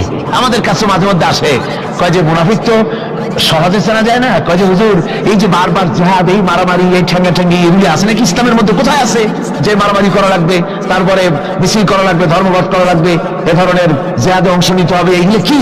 এগুলি বাদ দিয়া সহজভাবে, শান্তভাবে যাতে করা যায়, অল্প অল্প ছোট ছোট দোয়া শিক্ষা দেন যাতে করে সহজে বেহেশতে চলে যাওয়া যায়। আমি বলছি, ভাই রাসূলুল্লাহ এরকম আমাদের শিখান নাই যে এরকমের সূরাগুলি বেহেশতে যাওয়ার জন্য আবিষ্কার করে দেব। ছোট্ট একটা দোয়া পড়বেন, আরবে বেহেশত আপনার মামুরির বারান্দা যাই কলা খাওয়া শুরু করলেন। এত সহজে বিষয়টা আসবে, বিষয়টা খুবই কঠিন। আল্লাহ রাব্বুল আলামিন বলেন, মুনাফিকদের চরিত্র হলো, জিহাদের নাম যখন তারা শোনে, জিহাদের নাম শোনা মাত্রই তাদের কলিজা কেঁপে ওঠে। রাআইতাল্লাযীনা ফী কুলুবিহিম মারাদুন ইয়ানজুরুনা ইলাইকা نذر المغشي عليه من الموت যখনই তাদের অন্তঃকরণ নেফাকের রোগে ভরা, নেফাকের রোগ তাদের কেমন ভাবে পেয়ে বসেছে যে ওরা এমন ভাবে তাকায় থাকে আপনার দিকে, রাসূলুল্লাহর দিকে এমন ভাবে তারা তাকায় থাকে যে জেহাদের কোনো কথা বলে ফেলে নাকি, জেহাদের কথা যদি আসে তাহলে তো সর্বনাশ। ওদের মৃত্যু যন্ত্রণার মতো, মৃত্যুর জ্বালায় পতিত ব্যক্তি যেমন চোখ ফ্যাকাশে হয়ে যায়, জেহাদের কোনো কারবার বা যুদ্ধের কোনো দামাদল বেজে উঠলেই এদের কলিজার মধ্যে কাঁপ সৃষ্টি হয়ে যায়, কলিজার মধ্যে কাপ সৃষ্টি হয়, জেহাদে তারা দারুণ ভাবে ভয় পায়। মোমেনদের উল্টা, মোমেনদের হলো জেহাদের নাম শুনলে তাদের কলিজার মধ্যে ফুর্তি আসে। তার কারণ হচ্ছে জেহাদের ময়দান হচ্ছে এমন এক ময়দান, আল জান্নাতু তাহতা যিলালিস সায়ুফ, বেহেশত হচ্ছে তরবারির ছায়াতলে। এই রাস্তায় যদি মরতে পারি, জীবনে তো বহুত গুনাহ করছি, বেহেশতে যেতে পারবো কিনা আল্লাহই জানে, কিন্তু এই একটা পথ, এইখানে যদি জানটা দিতে পারি বিনা হিসাবে আল্লাহ জান্নাতে চলে যেতে পারবো। আর শাহাদাতের মত হচ্ছে পিঁপড়ায় কাটার যন্ত্রণার চাইতে বেশি কিছু না। মোমেনদের দিলের জন্য খুশি হয়, আর ওদের দিল দারুণ কষ্ট তারা পেতে থাকে। এদের অবস্থা হচ্ছে যেখানে দ্বীনের কথা হয় সেখানে তারা চুপ করে বসে কথা শোনে, আর যখন দ্বীন ইসলামী আন্দোলনের কথা আসে, জেহাদের কথা আসে, তখন তারা খুব ভয় পায়া এদিক ওদিক তাকায়। কোরআনে কারিমে ওদের এই চরিত্র সম্পর্কে বলা হয়েছে, ওয়াইযা মা উনজিলাত সূরাতুন নাযারা বা'দাহুম ইলা বা'দিন হাল ইয়ারাকুম মিন আহাদিন সুম্মা ইনসারাফু। এরা কোরআনের আয়াত যখন নাজিল হয় তখন একজন আরেকজনের দিকে তাকাতাকি করে, কি জানি আমাদের ব্যাপারে কোনো আয়াত নাজিল হয়ে পড়ে নাকি, অথবা জেহাদের ব্যাপারে কোনো আয়াত নাজিল হয়ে পড়ে নাকি। কেউ দেখে নাকি এই সব এদিক ওদিক তাকাই আসতে এই জায়গা থেকে কেটে পড়ে, যে আমাদের চরিত্রই তো বর্ণনা করা হচ্ছে, কাজে এখন আর বসা ঠিক না, আস্তে করে কেটে পড়ার জন্য চেষ্টা করে। এটা হলো মুনাফিকদের আর একটা চরিত্র। এরা এইভাবে করে নিজেদের চরিত্রকে প্রকাশ করে ধরা পড়ে, এবং ইসলামের সবচাইতে মারাত্মক ক্ষতি এই মুনাফিকরা চিরকাল করেছে।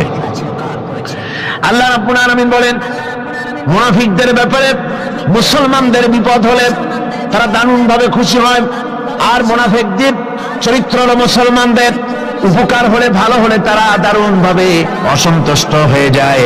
যখন আর আল্লাহ মুমিনদেরকে সান্ত্বনা দেন, মুমিনদেরকে আল্লাহ পাক সান্ত্বনা দিচ্ছেন মুনাফিকদের ব্যাপারে, কুল লা ইউসিবানা ইল্লা মা কাতাবাল্লাহু লানা ওয়া মাওলানা ওয়া আলাল্লাহি ফালিয়াতাওয়াক্কালিল মুমিনুন। মুনাফিকদের শোনায় দাও, মুমিনদেরকে বলা হচ্ছে তোমরা মুনাফিকদের শোনাও যে তোমরা যে আমাদের ব্যাপারে খুশি হচ্ছ, যে আমাদের বিপদ দেখে, আমাদের চতুর্দিক থেকে বিপদ, মুসলমানদের আর চতুর্দিক থেকে কি বিপদ, এই বিপদ দেখে তোমরা দারুণ খুশি যে মুসলমানেরা এইবার মার খাচ্ছে, ইসলামী আন্দোলন আর কোমর সোজা করে দাঁড়াতে পারবে না, এইবার শেষ, বুদ্ধি করে আর যে ষড়যন্ত্রের জালে আটকায় দিছি আর মুক্তি হবে না। এই যে তারা খুশি।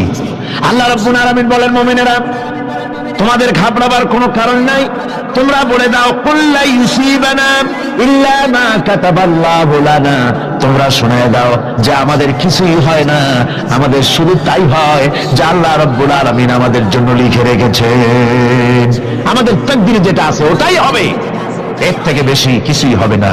তিনি আমাদের মাওলা, তিনি আমাদের মনিব, তিনি আমাদের প্রভু, আর সমস্ত মুমিনদের উচিত সে আল্লাহর উপরই নির্ভর করা। তবে তোমরা জেনে রাখো, তোমরা আমাদের জন্য যে জিনিসের অপেক্ষা করছো, কুল হাল তারাব্বাসুনা বিনা ইল্লা ইহদাইল হুসনাইন, তোমরা আমাদের জন্য যে জিনিসের অপেক্ষা করতেছো, আল্লাহ বলছেন মুমিনেরা তোমরা বলো, তোমরা মুনাফিকদের বলো যে আমাদের ব্যাপারে তোমরা যে জিনিসের অপেক্ষা করছো তার দুটি ভালোর একটি ছাড়া কি, অর্থাৎ তোমরা আমাদের জন্য অপেক্ষা করতেছো আমরা যেন মরে যাই, আমরা যেন শেকস খাই, তো আমরা যদি পৃথিবীতে মরে যাই তাহলে তো আমরা শহীদ হয়ে গেলাম, আর আমরা যদি বেঁচে থাকলাম তো আমরা তো গাজী হয়ে গেলাম।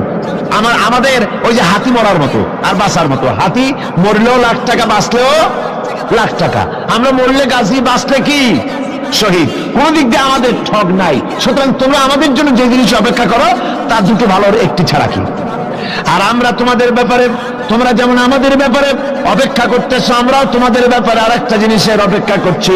ওয়া নাহনু নাতারাব্বাসু বিকুম আইয়ুসিবাকুমুল্লাহু বিআযাবিন মিন ইনদিহি আও বিআইদিনা। আমরাও তোমাদের জন্য অপেক্ষা করতেছি একটা জিনিসের।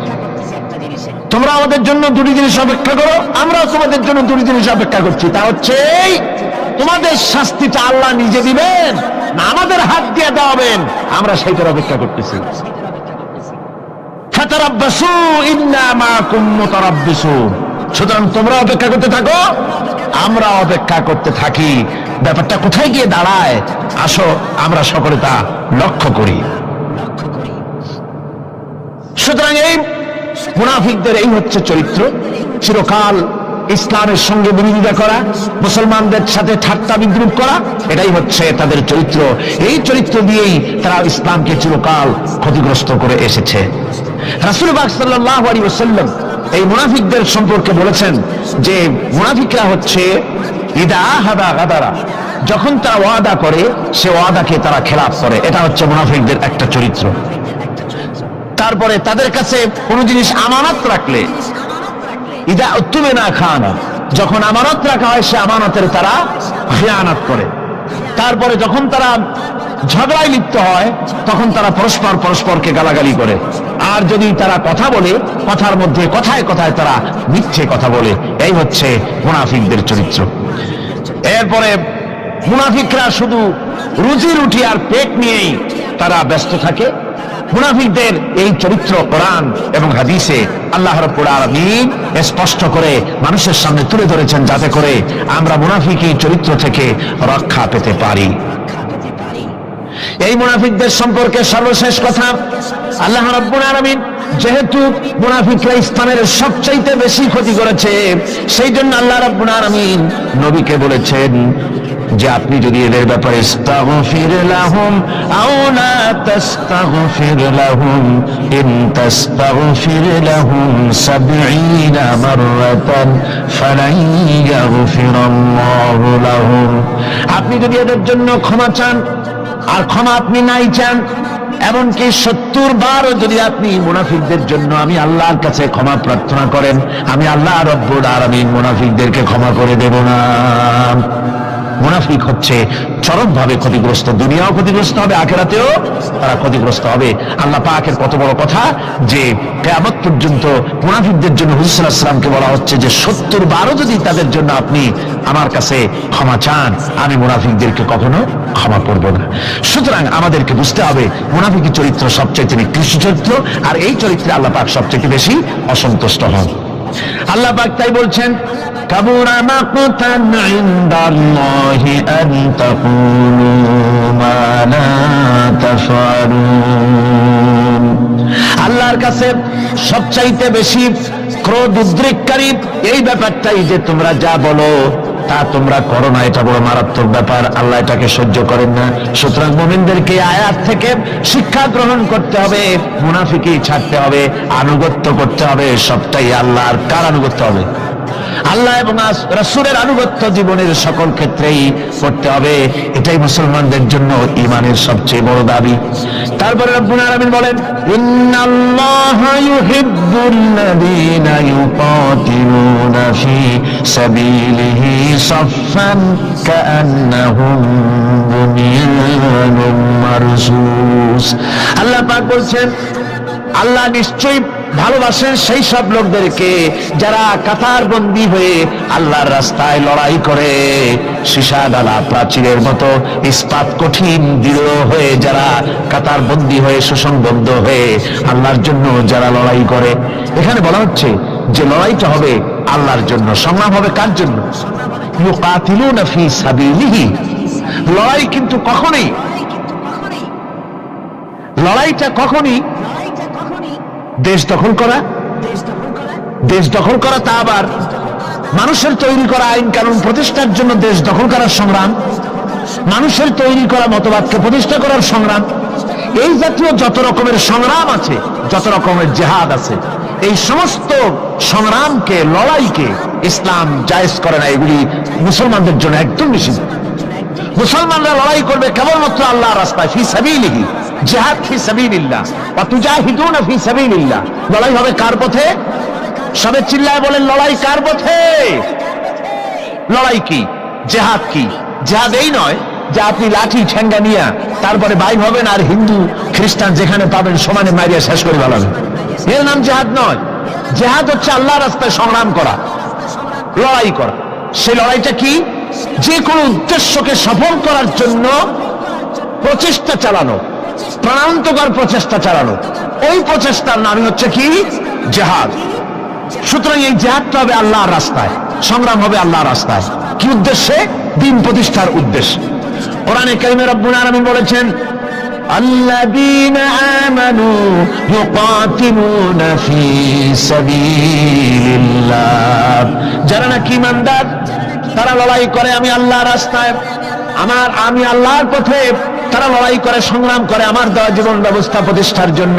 ওয়াল্লাযীনা কাফারু ইউকাতিলুনা ফী সাবিলিত তাগুত, আর যারা নাকি কাফের, ভালো করে শুনেন, আল্লাহ পাক বলছেন যারা নাকি কাফের তারাই লড়াই করে মানুষের তৈরি করা তাগুতের পথে লড়াই করে, অর্থাৎ আল্লাহর দেওয়া রাসূলের দেওয়া বিধানকে বাদ দিয়ে মানুষের তৈরি করা, অন্যের তৈরি করা মতবাদ প্রতিষ্ঠার পিছনে সংগ্রাম করে।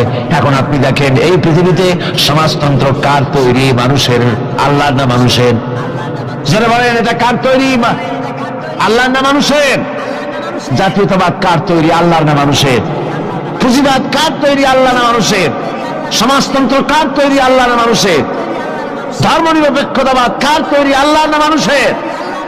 এই সমস্ত মতবাদকে মানুষের তৈরি করা, এসব মতবাদকে প্রতিষ্ঠিত করার জন্য যারাই সংগ্রাম করে, যারাই লড়াই করে, আল্লাহ পাক বলেছেন ওয়াল্লাযীনা কাফারু ইউকাতিলুনা ফী সাবিলিত তাগুত, এরা হচ্ছে লড়াই করে তাগুতের পথে, শয়তানের পথে। কার পথে এগুলি? শয়তানের পথ। জোরে বলেন, এই পথগুলি কার?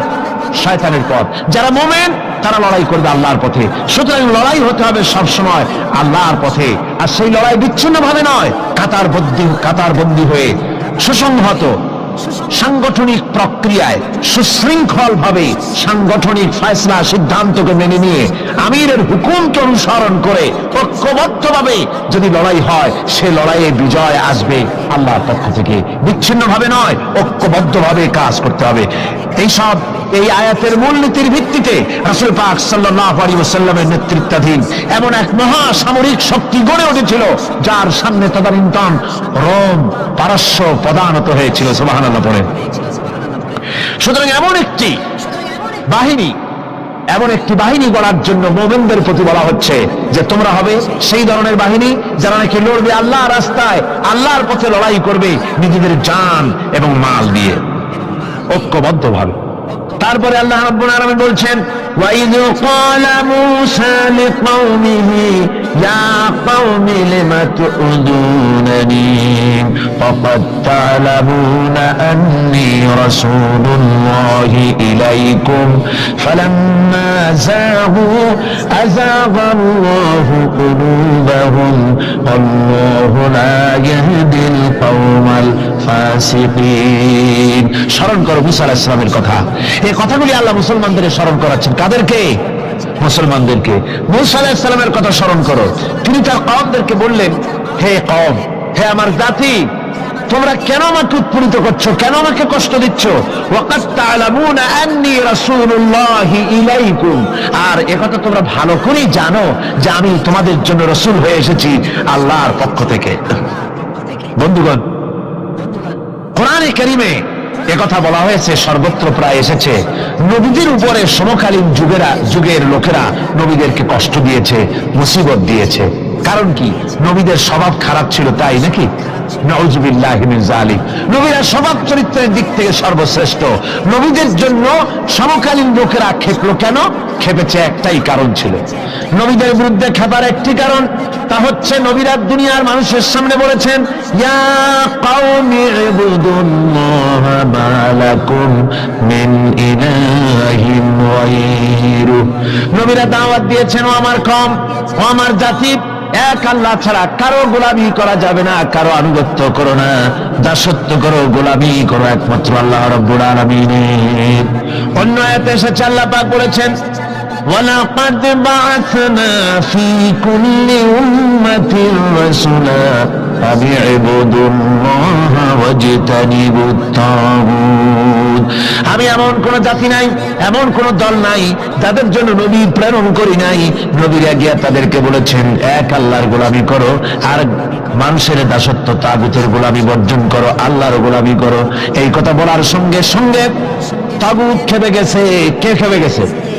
কে খেপেছে? তাগুত সহ্য করতে পারে নাই। তাগুত বলা হয় সেই শক্তিকে যে শক্তি নিজে শুধু আল্লাহর আইন অমান্য করে বসে থাকে না, অন্যদেরকেও আল্লাহর আইন অমান্য করতে বাধ্য করে। ওরাই খেপে গেল, ওরা খেপে মার আরম্ভ করে দিল। হযরতে মুসা আলাইহিস সালাম মার খেয়েছেন, হযরতে মুসা আলাইহিস সালাম, হযরতে ঈসা আলাইহিস সালাম, ইব্রাহিম আলাইহিস সালাম, নূহ আলাইহিস সালাম, এমন কোন পয়গম্বর আছেন যিনি মার খান নাই? কোরআনে কারীম বলা হচ্ছে ইয়া হাসরাতান আলাল ইবাদ মা ইয়াতিহিম মির রাসূলিন ইল্লা কানু বিহি ইস্তাহজিউন। আফসোস বান্দার উপরে, এমন একজন রাসূল পাঠাই নাই যার সঙ্গে সমকালীন যুগের লোকেরা ঠাট্টা করে নাই, বিদ্রুপ করে নাই, পাগল বলে নাই। এমন একজন পাঠাই নাই, যাকেই পাঠিয়েছি তার সাথে সমকালীন লোকেরা ঝগড়া বিবাদ করেছে, মারধর করেছে, অত্যাচার করেছে। বিশ্বকবি, কবি সম্রাট আল্লামা ইকবাল রহমতুল্লাহ আলাইহি বলেছেন সতীজা কা রহা হ্যায় अजल से ताइमरोज सतेजा का रहा है अजल से ताइमरोज चरागे मुस्तफा भी से शरारे बुलावी। মুস্তাফার বীজ শিখার সাথে, মুস্তাফার বীজ শিখার সাথে আবুল আহাবের স্ফুলিঙ্গের সংঘর্ষ চলে এসেছে। আবহমান কাল থেকে শুরু হয়েছে, আজও চলছে, কিয়ামত পর্যন্ত চলতে থাকবে। তবে কিনা আবু জাহেলের, আবুল আহাবের অগ্নিস্ফুলিঙ্গ নির্বাপিত হয়ে যাবে, আর মুস্তাফা সাল্লাল্লাহু আলাইহি ওয়াসাল্লামের দীপ শিখা জ্বলতেই থাকবে, নিভে যাবে না। সুবহানাল্লাহ পড়ে, নিভে যাবে না। কারণ হচ্ছে আল্লাহ পাক বলেছেন ইউরিদুনা লিইউতফিউ নূরাল্লাহি বিআফওয়াহিহিম ওয়াল্লাহু মুতিম্মু নূরিহি ওয়ালাউ কারিহাল কাফিরুন। কাফের বেঈমানেরা চায় মুখের ফু দিয়ে আমার আলোকে নির্বাপিত করে দেবে, আমার দ্বীনকে দুনিয়া থেকে মিটিয়ে দেবে। আল্লাহ পাক বলেন আমি আমার দ্বীনকে পূর্ণতা দান করব, যার জমকের সাথে আমার দ্বীন দুনিয়ার বুকে প্রতিষ্ঠিত হবে। তাতে কাফেরদের কলিজার ভিতরে যতই জ্বালা যন্ত্রণা হোক না কেন, ওদের মনে যত কষ্ট হোক, ইসলাম প্রতিষ্ঠিত হবে। আল্লাহ বলেছেন, কে বলেছেন? আল্লাহ পাক, আমি আমার দ্বীনকে পূর্ণতা দান করব। সুতরাং কাফেররা বাধা দিল নবীদের। কারা বাধা দিল? কাফেররা। যারা বাধা দিল তারা সংখ্যায় 3 শ্রেণী। কয় শ্রেণী? ভালো করে মনে রাখেন, 3 শ্রেণীর লোকেরা নবীদেরকে বাধা দিয়েছে। মুসা আলাইহিস সালাম বলছেন, কেন আমাকে কষ্ট দিচ্ছ অথচ তোমরা জানো যে আমি আল্লাহর রাসূল? এই যে পয়গম্বরদেরকে বাধা দিল 3 শ্রেণীর লোকেরা। কারা দিল? 3 শ্রেণীর লোকেরা দিল। প্রথম শ্রেণী হচ্ছে রাষ্ট্রশক্তি। প্রথম কারা?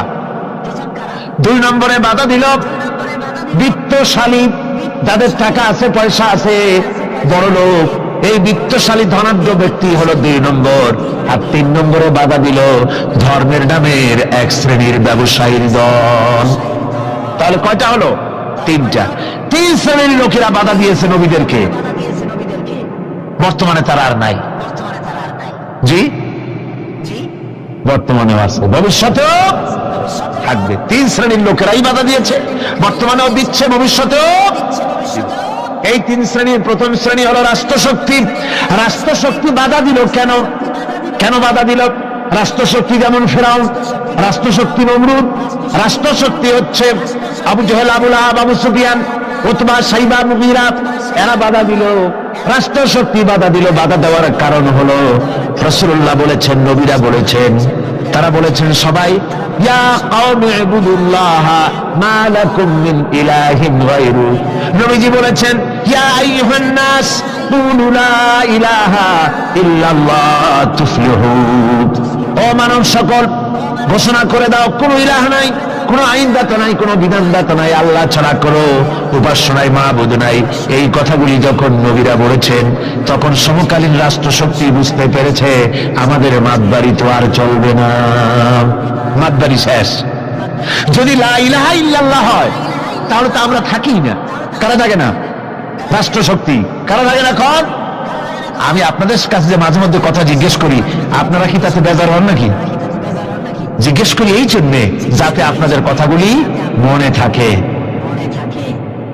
রাষ্ট্রশক্তি বাধা দিল এই কারণেই যে আমরা তো তাহলে আর থাকি না।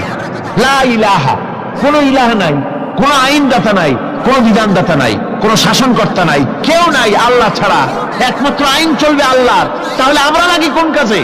আমাদের তো নেতৃত্ব থাকবে না, আমাদের মাতবাড়ি থাকবে না, আমাদের আইন চলবে না, আমরা তো বেকার হয়ে যাব। সুতরাং এইটাকে বন্ধ করতে হবে, এটাকে বন্ধ করতে হবে, এটা বন্ধ করতে হবে। এই আইন যদি চালু হয় তাহলে তো মৌজ করা যাবে না, ফুর্তি করা যাবে না, ইট, ড্রিঙ্ক এন্ড বি মেরি, এগুলি তো আর চলবে না। দু ফুর্তি নো চিন্তা, এসব তো আর চলবে না। মদ খাওয়া, জুয়া খেলা, শয়তানি করা, বদমাশি করা, জনগণের টাকা নিয়ে নিজের বাপের সম্পত্তি মনে করে তা গ্রহণ করা, এভাবে করে সর্বনাশ করা তো আর চলবে না, মাতবাড়ি তো চলবে না। সুদ যদি কোন দেশ আল্লাহর কোরআন অনুযায়ী হারাম ঘোষিত হয়, আল্লাহ তো হারাম করে দিয়েছেন, দেশে যদি সুদমুক্ত ব্যাংকিং চালু হয় তাহলে উপকৃত হবে শুধু মুসলমান না সব জাতের মানুষ? সব জাতের মানুষ। সুদ দিয়ে মানুষ শোষিত হয়। মদ যদি বন্ধ হয়ে যায়, রাষ্ট্রশক্তি যদি কোরআনের আইন অনুযায়ী, আল্লাহ বলেছেন মদ হারাম, মদ যদি নিষিদ্ধ ঘোষিত হয়, উপকার পাবে না সবাই উপকার পাবে? জেনা যদি বন্ধ হয়ে যায়, সরকার কর্তৃক জেনা যদি বন্ধ করে দেওয়া হয়, তাহলে উপকার কি মুসলমানদের না সারা পৃথিবীর সমস্ত মানুষের? পর্দা করা ফরজ, এই পর্দা প্রথা যদি চালু হয় তাহলে নারীর ইজ্জত রক্ষা হবে শুধু মুসলমানদের না সারা পৃথিবীর সমস্ত নারী? দেখুন, ইসলামের মদ বলেন, সুদ বলেন, ঘুষ বলেন, জেনা বলেন, জুয়া বলেন, যত রকমের আইন ইসলাম করেছে, চোরের হাত কাটা আইন হোক, আর আপনার হত্যাকারীকে কতল করাই হোক, কিসাস হোক, যত রকমের আইন করেছে, সমস্ত আইন দ্বারা উপকৃত হবে সারা পৃথিবীর সমস্ত মানুষ। এই জন্য ইসলাম সাম্প্রদায়িক নয়, মুসলমানেরও সাম্প্রদায়িক নয়, ইসলাম হচ্ছে সার্বজনীন, ইসলাম হচ্ছে বিশ্বজনীন। আজকে রাষ্ট্রশক্তি 1 নম্বরেই বাধা দেয় তাদের ক্ষমতাকে টিকিয়ে রাখার জন্য, ক্ষমতাকে কুক্ষিগত করার জন্য, হারাম ভাবে, অবৈধভাবে সরকারের জনগণের মালকে, সম্পদকে ভক্ষণ করার জন্য, নিজেদের ফুর্তি, নিজেদের মনের চাহিদা, নিজেদের নাফস এবং প্রবৃত্তি অনুযায়ী চলার জন্য তারা এই নিজেদের ক্ষমতাকে টিকিয়ে রাখার জন্য ইসলামকে চিরকাল তারা বাধা দিয়ে এসছে। 2 নম্বরে বাধা দিয়েছে যারা, সেটা হচ্ছে কি?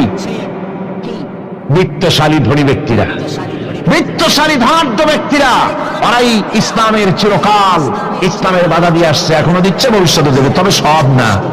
ধনী হযরত ওসমান রাদিয়াল্লাহু তাআলা আনহু ধনী ছিলেন, ওই রকম ধনী ব্যক্তি এখন আলহামদুলিল্লাহ কিছু কিছু আছে যারা হযরত ওসমান রাদিয়াল্লাহু তাআলা আনহুর মতো দুহাতে সম্পদ বিলায় দেয়, নাম কামাবার জন্য না, আল্লাহর রাস্তায় দিয়ে দেয়। আছে না? 2 একজন আছে, সমাজে আছে।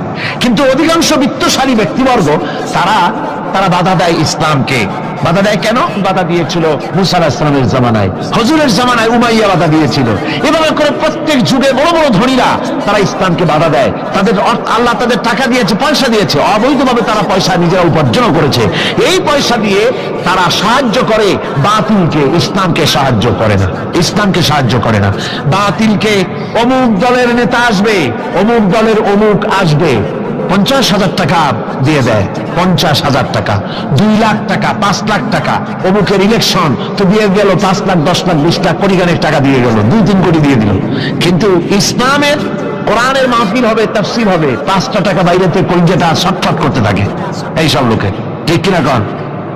ইসলামের জন্য কাজ হবে, ইসলামের জন্য কোন প্রোগ্রাম হাতে নেওয়া হয়েছে, অথবা ইসলামের জন্য নির্বাচন হচ্ছে, এই ধরনের যত রকমের প্রক্রিয়া আছে, এই প্রক্রিয়াগুলি করতে গেলে পরে তখন তাদের থেকে টাকা বের হতে চায় না, বাতিলকে সাহায্য করে চূড়ান্ত হবে, আর ইসলামকে দিতে চায় না। তার কারণ ইসলাম যদি ক্ষমতায় যায় তাহলে অবৈধ পন্থায় যেসব টাকা রোজগার করা হয়েছে এই পথগুলি বন্ধ হয়ে যাবে। তাই তাদের ভয় ইসলামের প্রতি, যেগুলি পথ যদি বন্ধ হয়ে যায় তাহলে তো আমাদের ফুর্তি আর চলবে না, মৌত চলবে না, জেনা ব্যভিচার চলবে না, শয়তানি বদমাশি চলবে না। সেই জন্য তাদের টাকা দিয়ে তারা ইসলামকে দুহাতে ঠেকাবার জন্য তারা প্রচেষ্টা চালায়। কথা বুঝতে পেরেছেন? এরপরে 3 নম্বরে যারা বাধা দেয় তারা হলো ধর্মের নামের এক শ্রেণীর ব্যবসায়ী দল। ধর্মের নামের এক শ্রেণীর ব্যবসায়ী দল এরা হচ্ছে, আল্লাহ রাব্বুল আলামিন কোরআনে কারীমের মধ্যে বলেছেন, ইয়া আইয়ুহাল্লাযীনা আমানু ইন্না কাসীরাম মিনাল আহবারি ওয়ার রুহবানি লায়াকুলুনা আমওয়ালান নাসি বিল বাতিল ওয়া ইয়াসুদ্দুনা আন সাবিলিল্লাহ। আল্লাহ রাব্বুল আলামিন বলেন, বিশ্বাসীরা শোনো, আরেক দল লোক হচ্ছে যারা আহলে কিতাবের এক শ্রেণীর পীর দরবেশ আলেম জাতীয় এক শ্রেণীর লোক, যারা নাকি আবার এবং রহবান, কোরআনের পরিভাষায় বলা হয়েছে এদের কাজ হলো মানুষের মালকে, সম্পদকে বাতিল পন্থায় ভক্ষণ করা। নিজেদেরকে জনগণের সামনে এভাবে পেশ করে যে তারাই যেন বেহেশতের এজেন্ট, তাদেরকে খুশি করতে পারলেই আল্লাহ খুশি হয়ে যাবে। এই জাতীয় একটা ভাব দ্বারা তারা মানুষের সামনে নিজেকে পেশ করে থাকে, আর ধর্মের বিভিন্ন অনুভূতি দিয়ে মানুষের কাছ থেকে টাকা পয়সা শোষণ করে নেওয়ার পথ চালু করে দেয়, সহজে বেহেশতে যাওয়ার পথ চালু করে দেয়। এ ধরনের অনেক বেদাতপূর্ণ কাজ তারা করে, আর বেদাত আর শিরকের মাধ্যমে ধর্মীয় অনুভূতি দিয়ে মানুষের কাছ থেকে টাকা পয়সা লুট করে নেওয়ার জন্য চেষ্টা করে। এই যে আপনি দেখেন বর্তমানে যে রজব মাস, এটা সাবান শুরু হয়েছে বোধহয়, রজব মাস চলে গেল, রজব মাস আসতে পরে খাজা বাবার মহব্বতের লোকেরা অভাব থাকে না, এমনি নামাজ পড়ে না, কিন্তু রজব মাস আসতে পরে তখন ড্যাগ নিয়ে ড্যাগের উপরে লাল কাপড় চড়াই দিয়া, শালু কাপড় চড়াই দিয়া তারপরে টাকা পয়সা রোজগার করার জন্য দারুণ ভাবে চেষ্টা করে। খাজার এত মহব্বত, নামাজ পড়ে না একক তো, বুঝলেন, নামাজ পড়ে না, খাজার দারুণ মহব্বত করে। আসলে তো খাজার মহব্বত না, আসল ব্যাপারটা হচ্ছে ইয়া খাজা কুস্তু আজা, পেট তো ভর যা, নিজের পেট ভরার জন্য, নিজের টাকা পয়সা লুটতরাজ করার জন্য এইভাবে করে তারা খাজার মহব্বত হিসাবে নিজেকে পেশ করে। এইভাবে কেউ মাজার দিয়া, কেউ ওরস দিয়ে, কেউ এই ধরনের নানান রকমের বিদআতপূর্ণ কাজ করে করে জনগণের কাছ থেকে টাকা পয়সা বাতিল পন্থায় ভক্ষণ করে। আল্লাহ পাক বলছেন, শুধু বাতিল পন্থায় জনগণের মালকে ভক্ষণ করে যদি বসে থাকতো তাও একটা হতো, তাও না, ওয়া সুদ্দুনা আন সাবিলিল্লাহ, বাতিল পন্থায় জনগণের মাল ভক্ষণ করে, এটা হলো এক। 2 নম্বরে সব সময় তারা ইসলামী আন্দোলনকে বাধা দেয়, ইসলামের পথে, আল্লাহর পথে সব সময় ফতোয়া দিয়ে, ফতোয়াবাজি করে তারা ইসলামের আন্দোলনের পথে লোকেরা যেন যাইতে না পারে, ইসলামী আন্দোলনে শরীক হতে না পারে, সেজন্য আপ্রাণ প্রচেষ্টা করতে থাকে এই শ্রেণীর লোকেরা। এই 3 শ্রেণীর লোক ইসলামকে চিরকাল বাধা দিয়ে এসেছে। তাই আমি আজকে আপনাদের সামনে এই কথাই বলতে চাই যে আল্লাহ রাব্বুল আলামিন কোরআনে কারীমের এই সূরাটির এই আয়াতগুলির মধ্যে পরিষ্কার করে আমাদের সামনে বলে দিলেন যে মুনাফিকি বর্জন করতে হবে। 1 নম্বরে কি? মুনাফিকি বর্জন করতে হবে। মুনাফিকি মারাত্মক রোগ, সেই রোগগুলি সম্পর্কে আমি আপনাদের সামনে আলোচনা করেছি। 2 নম্বরে বলা হয়েছে আল্লাহ ঘৃণিত, সর্বাধিক ঘৃণিত ব্যক্তি আল্লাহর কাছে মুনাফিকরা। সর্বাধিক ঘৃণিত কারা? মুনাফিকরা। আর সবচাইতে আল্লাহ ভালোবাসেন কাদেরকে? যারা নাকি কাতারবদ্ধভাবে আল্লাহর রাস্তায় লড়াই করে আল্লাহর দ্বীন প্রতিষ্ঠার জন্য, তারা হলো আল্লাহ সবচাইতে বেশি প্রিয়। আর 3 নম্বরে আজকের আলোচনায় আসলো যে নবীদেরকে যেভাবে জ্বালা যন্ত্রণা দিয়েছে কাফের বেঈমানেরা, এই জ্বালা যন্ত্রণার সিলসিলা চলতেছে, চলবে। তবে মনে রেখো, বনী ইসরাঈলরা যেভাবে মুসা আলাইহিস সালাম, ঈসা আলাইহিস সালামকে বাধা দিয়ে যেভাবে বিপদগ্রস্ত হয়েছে, তোমরা মুসলমানেরা যদি নবীদেরকে এভাবে নির্যাতন করো, তোমাদেরকেও নির্যাতিত হতে হবে, আল্লাহর গজব তোমাদের উপরেও আসবে। এখন আমি মুনাজাত করব, মুনাজাতের জন্য দাঁড়ানো ভাইরা বসেন। এই যে দাঁড়ানো ভাই যত আছেন, ডানে বামে সমস্ত মুসলমান মাহফিলের মাঝখানে যারা দাঁড়াইছেন সব বসুন, 1 মুহূর্তের ভিতরে বসুন, মুনাজাতে শরীক হন। সমস্ত মুসলমান ভাইরা যার যার জায়গায় বসে মুনাজাতে শরীক হয়ে যান। মুনাজাতের পর আজান হবে, এশার নামাজ বা জামাত আপনারা আদায় করে যাবেন। এত বড় জামাত যেন কেউ নষ্ট করবেন না। আপনাদের মাহফিলে আসা, বসা, শোনা সবটাই বরকতপূর্ণ হবে যদি জামাতে নামাজ আদায় করে যান। আর জামাত ছেড়ে যাওয়া এটা কোরআনে কারীমের মাহফিলে শুনতে এসে জামাত না পড়ে যাওয়া, এটা একটা দারুণ বেদরকতি হবে। আমি আশা করব আপনারা কেউ জামাত ছেড়ে যাবেন না। উজুর ব্যবস্থা তো আছে, উজুর ব্যবস্থা আছে, উজু না থাকলে উজু করে নেবেন। মোনাজাত শেষ হওয়ার সাথে সাথে যাদের উজু নাই উজু করে আসবেন। আল্লাহুম্মা আমিন। ربنا ظلمنا أنفسنا وإن لم تغفر لنا وترحمنا لنكونن من الخاسرين ربنا لا تزغ قلوبنا بعد إذ هديتنا وهب لنا من لدنك رحمة إنك أنت الوهاب أي الله تعالى হাজার হাজার মুসলমান নরনারী ঠান্ডাকে উপেক্ষা করে তোমার দ্বীনের কথা শোনার জন্য, কোরআনে কারীমের কথা শোনার জন্য এই মাঠে এসে হাজির হয়েছে। আল্লাহ তুমি দয়া করে মেহেরবানি করে আলোচনার সওয়াবটুকু হুজুরে নূর সাল্লাল্লাহু আলাইহি ওয়াসাল্লামের রূহ মুবারকে পৌঁছে দাও। রব্বুল আলামিন, আমাদের মধ্য থেকে যাদের মা বাপ দুনিয়া থেকে জন্মের মতো বিদায় হয়ে গেছে, আল্লাহ কবরে যদি আযাব থাকে দয়া করে আযাব মাফ করে দাও। আল্লাহ আমাদের মা বাপের উপরে তোমার রহমত নাজিল করো। রব্বিরহামহুমা কামা রাব্বায়ানি সগীরা, রব্বিরহামহুমা কামা রাব্বায়ানি সগীরা। হে আল্লাহ রাব্বুল আলামিন, এই মাহফিলে যত লোক আছি আমরা, কার কোন ব্যাধি আছে, রোগ আছে, আমরা তুমি ভালো করে জানো। আমাদের প্রত্যেকের ব্যাধিকে তুমি শিফায়ে আজলা দান করে দাও। اللهم حبب إلينا الإيمان وزينه في قلوبنا وكره إلينا الكفر والفسوق والعصيان واجعلنا من الراشدين ربنا تقبل منا إنك أنت السميع العليم وتب علينا إنك أنت التواب الرحيم سبحان ربك رب العزة عما يصفون وسلام على المرسلين الحمد لله رب العالمين واجعل آخر كلمتنا عند الموت لا إله إلا الله محمد رسول الله يا معشر الجن والإنس إن استطعتم أن تنفذوا من أقطار السماوات والأرض فانفذوا لا تنفذون إلا بسلطان। হে পৃথিবীর মানুষেরা আর জেনেরা, যদি সম্ভব হয় আমার আকাশের নিচের থেকে জমিনের উপর থেকে বেরিয়ে যা।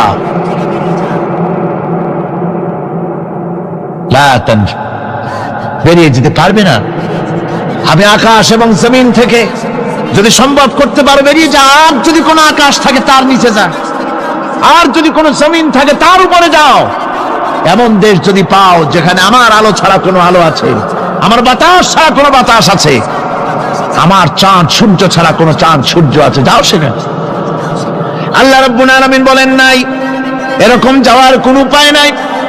আমি আল্লাহ রাব্বুল আলামিন আকাশ আর জমিন দিয়ে প্যাকেট করে রেখেছি, আটকায় রেখেছি। আমার রাজত্ব থেকে, আমার ক্ষমতা থেকে, আমার কর্তৃত্ব থেকে বেরিয়ে যাওয়ার ক্ষমতা কোনো মানুষের নাই, কোনো জেনের নাই, কোনো প্রাণীর নাই। সুবহানাল্লাহ বিহামদিহি। মানুষ হচ্ছে অহংকার কিসের হবে? তোমরা হচ্ছ ফকির। আল্লাহ পাক বলছেন ওয়াল্লাহুল গনিয়্যু ওয়া আনতুমুল ফুকারা। আল্লাহ হচ্ছেন গনি। আল্লাহ কি? গনি, বেনিয়াজ, বেপরোয়া। ফাআলুল লিমা ইউরিদ, যা খুশি তাই করে, কারো মুখাপেক্ষী তিনি নন। কোরআনে কারীমে রব্বুল আলামিন বলেছেন নবী আপনি আমার ব্যাপারে, আমার গুণাবলীর ব্যাপারে বলুন। কুল হুয়াল্লাহু আহাদ, পড়েন সবাই। কুল হুয়াল্লাহু আহাদ আল্লাহুস সামাদ লাম ইয়ালিদ ওয়া লাম ইউলাদ ওয়া লাম ইয়াকুন লাহু কুফুয়ান আহাদ। আল্লাহ পাক বলেন বান্দারে, ও আমার নবী আপনি বলুন আল্লাহ পাক এক এবং একক, তিনি নিরঙ্কুশ, তিনি বেনিয়াস, তিনি কারো মুখাপেক্ষী নন, তিনি কাউকে জন্ম দেন নাই, তাকেও কেউ জন্ম দেয়নি। আকাশ এবং জমিনে আল্লাহর সমকক্ষ কেউ নাই। তোমরা হচ্ছ ফকির আর আমি আল্লাহ হচ্ছে বেনিয়াস। লিল্লাহি মা ফিস সামাওয়াতি ওয়া মা ফিল আরদ। আকাশে যা আছে, জমিনে যা আছে, সব আল্লাহ। সব কার? আল্লাহ পাকের। সুতরাং কিসের অহংকার, কিসের মাতবাড়ি? মানুষ পেছনের কথা ভুলে যায়, মোটেই চিন্তা করে না। একটু আগে যারা ক্ষমতায় ছিল, আজকে তারা ক্ষমতা হারা। আজকে যারা ক্ষমতায় এলো, তারা আবার ক্ষমতা মস্তদে বসে দুনিয়ার সব বিপদ আপদ ভুলে যায়। কি করে আরো বেশি লুটপাট করা যায়, আরো বেশি মানুষকে শোষণ করা যায়, মানুষ এই চিন্তাই করে। অহংকারে, ক্ষমতার দর্পে ফেটে পড়ে, চিন্তা করে না পেছনের কথা। আল্লাহ রাব্বুল আলামিন বলেন, যারা নাকি মুমিন বান্দাদের বিনয় এবং বিনম্রতা তাদের মধ্যে সৃষ্টি হয়ে যাবে, তার কারণ হলো আল্লাহ পাক বলেছেন, ওয়ালা তামশি ফিল আরদি মারহান ইন্নাকা লান তাখরিকাল আরদা ওয়া লান তাবলুগাল জিবালা তুলা। ওয়ালা তামশি ফিল আরদি মারহান, আমার জমিনের উপরে অহংকার করে পা ফেলো না। তুমি কি পারবে অহংকার করে আমার জমিনটাকে বাটাই দিতে? কি বলেন, পারা যাবে? অহংকার করে জমিনের উপরে লাথি মারেন জোরে, জমিন ফাটবে? ফাটবে না, আপনার পা ছিঁড়ে যাবে। আপনি কি পারবেন অহংকার করে পাহাড়ের উচ্চতা লাফ দিয়ে ছাড়াই যেতে পারবেন? তাও পারবেন না।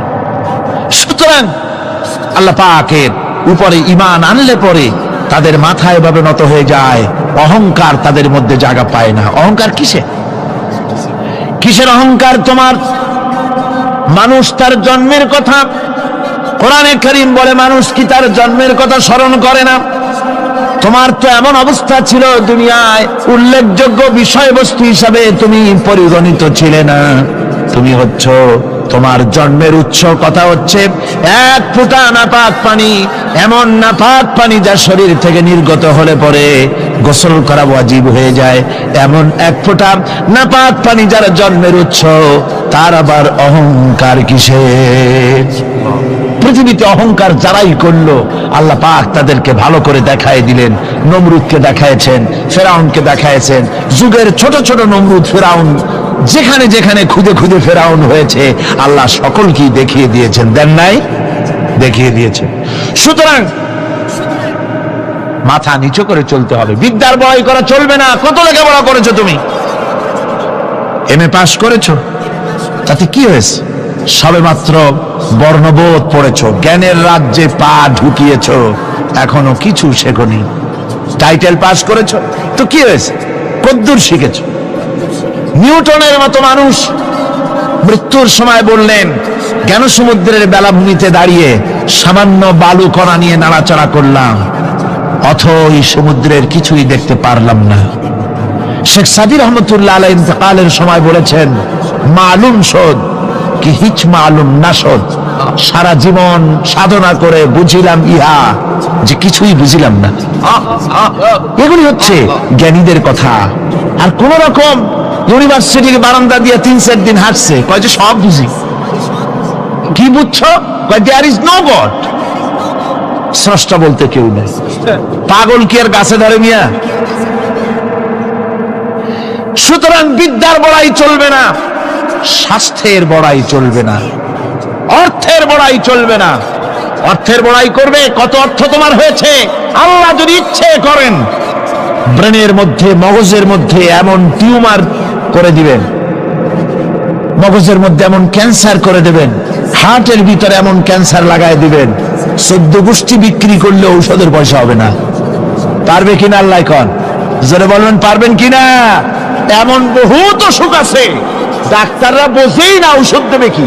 হযরত ইউনূস আলাইহিস সালাম মাছে তারে গিলে ফেলে দিল, হতাশায় তিনি হার্ট ফেল করেন নাই।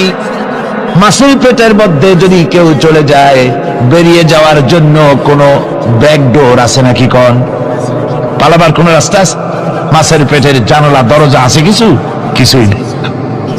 তিনি হতাশ হলেন না, মাছের পেটের ভেতরে বসে হযরত ইউনূস আলাইহিস সালাম বুক ভরা আশা নিয়ে আল্লাহর দরবারে তিনি ঘোষণা করলেন, লা ইলাহা ইল্লা আনতা সুবহানাকা ইন্নী কুনতু মিনাজ জালিমিন। পড়েন না সবাই, লা ইলাহা ইল্লা আনতা সুবহানাকা ইন্নী কুনতু মিনাজ জালিমিন।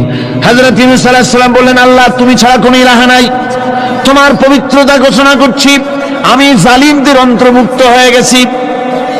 তিনি যখন চিল্লাচ্ছিলেন, মাসির পেটের ভিতরে বসে যখন কাতরুক্তি করতেছিলেন, আল্লাহ বুঝি তখন শোনেন নাই সে কথা? কি বলেন? আল্লাহ বুঝি তখন তন্দ্রায় বা নিদ্রায় ছিলেন না? আল্লাহ পাক কি ঘুমান? তন্দ্রায় যান? লা তাখুযুহু সিনাতুন ওয়ালা নাওম। আল্লাহ রাব্বুল আলামিন বলেন, কোন তন্দ্রা বা নিদ্রা আল্লাহ রাব্বুল আলামিনকে স্পর্শ করে না। হযরত ইউনূস আলাইহিস সালাম যখন মাছের পেটের ভিতরে বসে চিৎকার মারলেন, আল্লাহ পাক বলেন, ইউনূস রে, তোমার ওই ডাক কেউ শোনে নাই, দুনিয়ার কোন রাজা বাদশাহ শোনে নাই, দুনিয়ার কোন বন্ধু বান্ধব তোমার শোনে নাই, কিন্তু আমি তোমার আরশের মালিক, আমি রব্বুল আলামিন শুনেছি। শুধু শুনি নাই, সঙ্গে সঙ্গে জবাব দিয়ে দিয়েছি। ফাস্তাজাবনা লাহু ওয়া নাজ্জাইনাহু মিনাল গাম্মি। পড়েন, ফাস্তাজাবনা লাহু ওয়া নাজ্জাইনাহু মিনাল গাম্মি ওয়া কাযালিকা নুজিল মুমিনিন। আল্লাহ পাক বলেন, আমি জবাব দিলাম। মাছের পেটের ভিতরে বেদনা শুরু হয়ে গেল, মাছ আর তলদেশে শুয়ে থাকতে পারলো না, সাঁতরাতে পারলো না, মাছ ভেসে উঠল উপরে। পেটের যন্ত্রণায় মাছ কিনারায় চলে এসে বমি করে দিতে পারলে যেন বাঁচি, এই অবস্থা মাছের হলো। কিনারায় চলে এলো, বমি করে ইউনূস আলাইহিস সালামকে ফেলে দিল, মাছও বাঁচলো, ইউনূস আলাইহিস সালামও বাঁচলো। আল্লাহ রাব্বুল আলামিন বলেন, মুমিনেরা শোনো, শুধু ইউনূসকে নয়, ওয়া কাযালিকা নুজিল মুমিনিন। এইভাবে করে মুমিন বান্দারা যদি আমাকে ডাকে, আমার কাছে যদি হাত ফাইলায়, আমি আল্লাহ রব্বুল আলামিন মুমিনদের এভাবে বিপদ মুক্ত করে দেই। আল্লাহ পাক বিপদ মুক্ত করে দেন।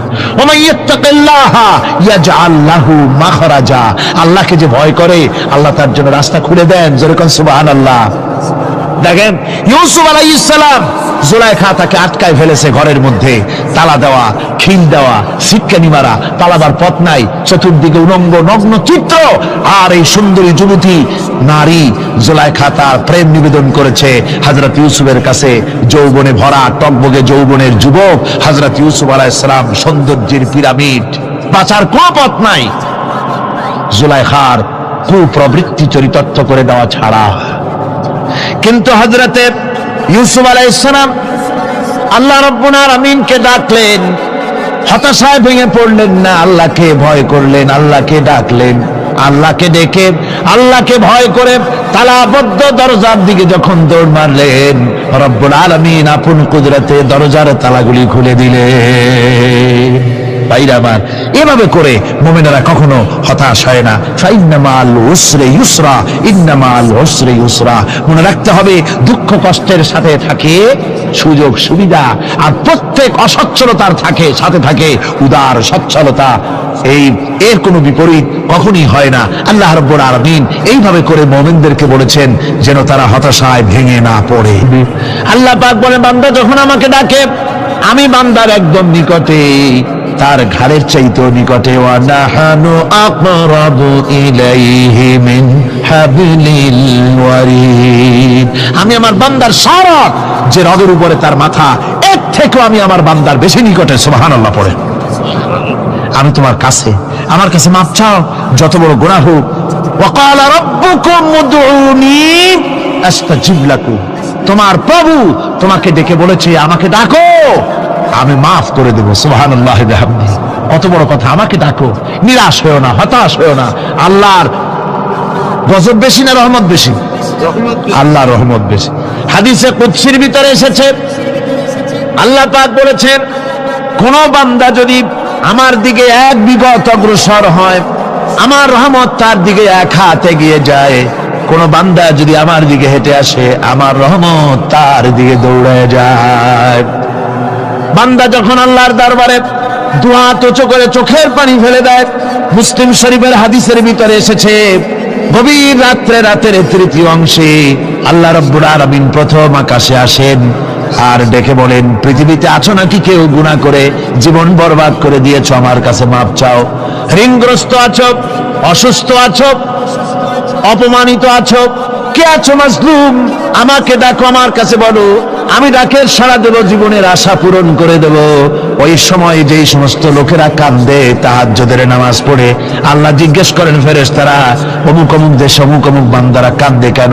ফেরেশতারা বলে, রব্বুল আলামিন তুমি তো ভালো করে জানো। আল্লাহ বলেন, জানি, তবু তোমাদের মুখে শুনতে চাই। তারা বলে, রব্বুল আলামিন তোমার এই বান্দা গুনাহ করেছি, গুনার জন্য মাপ চায়, জাহান্নাম থেকে বাঁচতে চায়। আল্লাহ পাক বলেন, ফেরেশতারা আমার এই বান্দারা আমারে দেখেছে নাকি? বলে দেখে নাই। বলে আমার দোজখ দেখেছে নাকি? বলে না, তাও দেখে নাই। আমার বেহেশত দেখেছে নাকি? বলে না, তাও দেখে নাই। আল্লাহ পাক বলেন, ফেরেশতারা সাক্ষী থাকো, ওরা আমাকে দেখে নাই, আমার বেহেশত দোজখ কিছুই দেখে নাই, শুধুমাত্র আমার নবীর কথা, আমার কোরআনের কথা বিশ্বাস করে আরামের ঘুমকে হারাম করে যেভাবে তারা কাঁদতেছে, সাক্ষী থেকে যাও ফেরেশতারা, আবার রহমতের দরিয়ায় জোশ মেরেছে, আমার ওই ক্রন্দনরত বান্দাগুলিকে আমি আল্লাহ মাফ করে দিলাম। সুতরাং মুমিন বান্দা যারা, আল্লাহর মুমিন বান্দা যারা, এই ঈমানের কোয়ালিটি, এটাও হতাশায় নিরাশায় ভেঙে পড়বে না। গুনাহ তো মানুষই করে, গুনাহ হয়ে গেছে, মাপ চাও। তোমার গুনাহ কদ্দুর? তোমার গুনাহ যদি হয় পাহাড় সমান, আল্লাহর রহমত আকাশ সমান। জাহান্নামের কঠিন শাস্তি থেকে বাঁচতে হলে আল্লাহর প্রতি ঈমান আনতে হবে। আর ঈমান আনলে যে কোয়ালিটিগুলি হওয়া উচিত, সেগুলি আমি আপনাদের সামনে আলোচনা করছি। এরপর আরেকটি কোয়ালিটি হবে মুমিনের, তা হলো কঠোর কঠিন বিপদে অবিচল থাকবে, বিপদে ভেঙে পড়বে না। বিপদ আপদ, শত্রুতা, ক্ষয় ক্ষতি যা কিছু হয় সবই আল্লাহর পক্ষ থেকে, এটা মেনে নিতে হবে এবং ধৈর্য ধারণ করতে হবে। বিপদ মুসিবত শুধু উম্মতের জন্য নয়, দুনিয়ার সমস্ত নবীদের বিপদ এসেছে, হয় নাই? নবীদের বিপদ আসে নাই? কোরআনে কারীম থেকে শুনুন, আল্লাহ রাব্বুল আলামিন বলেন, وَكَذَلِكَ جَعَلْنَا لِكُلِّ نَبِيٍّ عَدُوًّا مِنَ الْمُجْرِمِينَ। আল্লাহ পাক বলেন, এমনি করে আমি সকল নবীদের শত্রু বানিয়ে দিয়েছি সব পাপিষ্ঠ আর অপরাধ প্রবণ লোকদেরকে। প্রত্যেক যুগে নবীদের শত্রু ছিল, প্রত্যেক যুগে নবীদের কি ছিল? শত্রু ছিল। সে শত্রু কারা ছিল? আল্লাহ পাক বলছেন, নবীদের শত্রু ছিল পাপিষ্ঠ আর অপরাধ প্রবণ লোক, এরাই ছিল নবীদের দুশমন। রাসূলগণের অবস্থা যদি এই হয়, তাহলে তার উম্মত, ওই দিনের ধারক বাহক যারা, তাদের বুঝি বিপদ আপদ হবে না নাকি? হবে কিনা? তো ইসলামের বিরোধিতা যারা করে, কোরআনের পরিভাষায় বলা হয়েছে ইসলামের দুশমন, নবীদের দুশমন। দুনিয়ার সব পাপিষ্ঠ আর অপরাধ প্রবণ লোকেরাই ইসলামের দুশমন হয়, নবীদের দুশমন হয়। আজও দেখেন, আজও তাকিয়ে দেখেন, ইসলামী আন্দোলনের বিরোধিতা যারা করে তারা পাপিষ্ঠ চরিত্রের কিনা, তাকায় দেখেন, খুঁজে দেখেন, সর্বত্র খুঁজে দেখুন, খুঁজে দেখুন।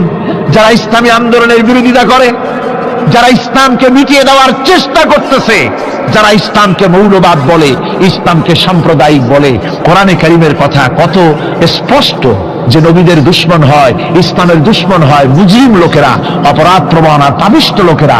আজও আমরা দেখতে পাই এই শ্রেণীর লোকেরা পাপিষ্ঠ এবং সবচাইতে সমাজের নিকৃষ্ট ধরনের চরিত্রহীন লোক। আমাদেরকে সৃষ্টি করে অন্ধকারে ছেড়ে দেননি। কি বলেন, অন্ধকারে ছেড়ে দিয়েছেন? কেউ কেউ বলে যে না, আল্লাহ তাআলা কি রাস্তা করেছেন? আল্লাহ তাআলা রাস্তা তৈরি করেছেন, এটা আপনাদের বুঝতে হবে। পাহাড়ি এলাকায় আপনি যদি হারায় যান, সেখানে কোনো গভর্নমেন্ট রাস্তা করে নাই, কিন্তু আল্লাহ তাআলা গিরিপথ তৈরি করে রাখছেন। মরুভূমির মধ্যে যদি হারিয়ে যান, সেখানে আপনি দিক নির্দেশনা পাবেন। সমুদ্রের ভিতরে যদি আপনি হারিয়ে যান, কোনো নাবিক যদি হারায়, দিনের বেলায় সেটা কম্পাস দিয়ে চললো, রাতের বেলায় তার চলার জন্য আকাশে আল্লাহ তারকা খচিত করে রেখেছেন, যাতে নাবিকরা হারিয়ে না যায়। যে আল্লাহ রাব্বুল আলামিন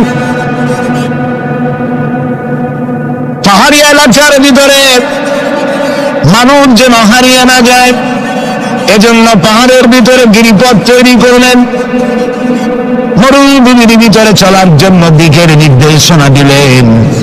সমুদ্রের ভিতরে নাবিক যাতে না হারায়, আকাশে তারকা আল্লাহ তাআলা খচিত করে রাখলেন। সে আল্লাহ রাব্বুল আলামিন পৃথিবীতে মানুষ চলাফেরা করবে, মানুষ জন্মগ্রহণ করে মৃত্যু পর্যন্ত চলার জন্য তার অর্থনীতি প্রয়োজন, রাজনীতি প্রয়োজন, সমাজনীতি প্রয়োজন, তার শিক্ষানীতি প্রয়োজন। জীবনের এই নীতিমালার বাঁকে বাঁকে মোড়ে মোড়ে সে হারায় যাবে। আল্লাহ তাআলা এমনকি তার বান্দার প্রতি আচরণ করতে পারেন না। সেজন্য রব্বুল আলামিন বান্দা পৃথিবীতে যেন সঠিক পথে চলতে পারে, এজন্য তার জীবনের প্রত্যেকটি মোড়ে মোড়ে বাঁকে বাঁকে আল্লাহ তাআলা কোরআনের আলো, নূরের আলো আল্লাহ জ্বালিয়ে রেখেছেন। আল্লাহ তাআলা বলেন, قد جاءكم من الله نور وكتاب مبين قد جاءكم من الله نور। ও পৃথিবীর মানুষেরা শোনো, অবশ্যই আমি আল্লাহর পক্ষ থেকে তোমাদের জন্য এসেছে আলো, ও কিতাবুন মুবিন, আর দিয়েছি আমি একটা স্পষ্ট কিতাব, সুস্পষ্ট কিতাব। তোমাদের সৃষ্টি করে আমি অন্ধকারে ফালাই দেই নেই, আমি একটা আলো দিছি।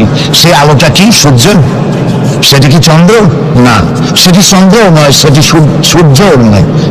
সেই আলোটির নাম হলো মুহাম্মাদুর রাসূলুল্লাহ সাল্লাল্লাহু আলাইহি ওয়াসাল্লাম। জীবনের এমন কোন দিক এবং বিভাগ নাই যেখানে আল্লাহ তাআলা মুহাম্মদ সাল্লাল্লাহু আলাইহি ওয়াসাল্লামকে আদর্শ বানান নাই। সুবহানাল্লাহ। আমি তার কথাই আজকে আপনাদেরকে বলবো ইনশাআল্লাহ। বলি ইনশাআল্লাহ। প্রিয় ভাই সব, এই পৃথিবীতে আল্লাহ রাব্বুল আলামিন সব থেকে দুর্বল করে সৃষ্টি করেছেন মানব গোষ্ঠীকে। মানুষেরা সব থেকে দুর্বল। আপনি বলতে পারেন যে কেমনি আমরা দুর্বল হইলাম, এত মারামারি করি তারপরেও দুর্বল? হ্যাঁ, তারপরেও দুর্বল। যেমন গরু, সে তার আত্মরক্ষার জন্য মাথায় দুইটা শিং পাইছে, আমরা কেউ শিং পাইনি, আমরা গুটি করতে পারিনি, ঠিক না? কথা বল না কেন? কুকুরে কামড়াইতে পারেন, কুকুরের কাজ কুকুরে করেছে, কামড় দিয়েছে পায়, তাই বলে কি কুকুরে কামড়ানো মানুষের স্বভাব? মানুষ কি কুত্তার গায়ে কামড় দিতে পারবে? ওই রকমের শক্তিশালী দাঁত মানুষের আল্লাহ দেন নাই। সাপেরে আল্লাহ তাআলা বিষধর দন্ত দিয়েছেন, বাঘের খাবার মধ্যে নখর দিয়েছেন, মূলার মতো মোটা মোটা দাঁত দিয়েছেন। এমনকি আত্মরক্ষার জন্য ভীমরুল বলারও উল ফুটাবার মতো শক্তি আল্লাহ দিয়েছেন। এবার বলেন তো, আপনার কাছে আত্মরক্ষার কি আছে? আপনি তো বলতেই পারেন বীরত্বের সাথে, হ্যান করেঙ্গে ত্যান করেঙ্গে, লাঠি কে আন্দার মুগুর ভরেঙ্গে, বলতে পারবেন, কিন্তু লাঠির মধ্যে মুগুর আপনি করতে পারবেন না। মানুষের কাছে আত্মরক্ষার কোনো হাতিয়ার নাই।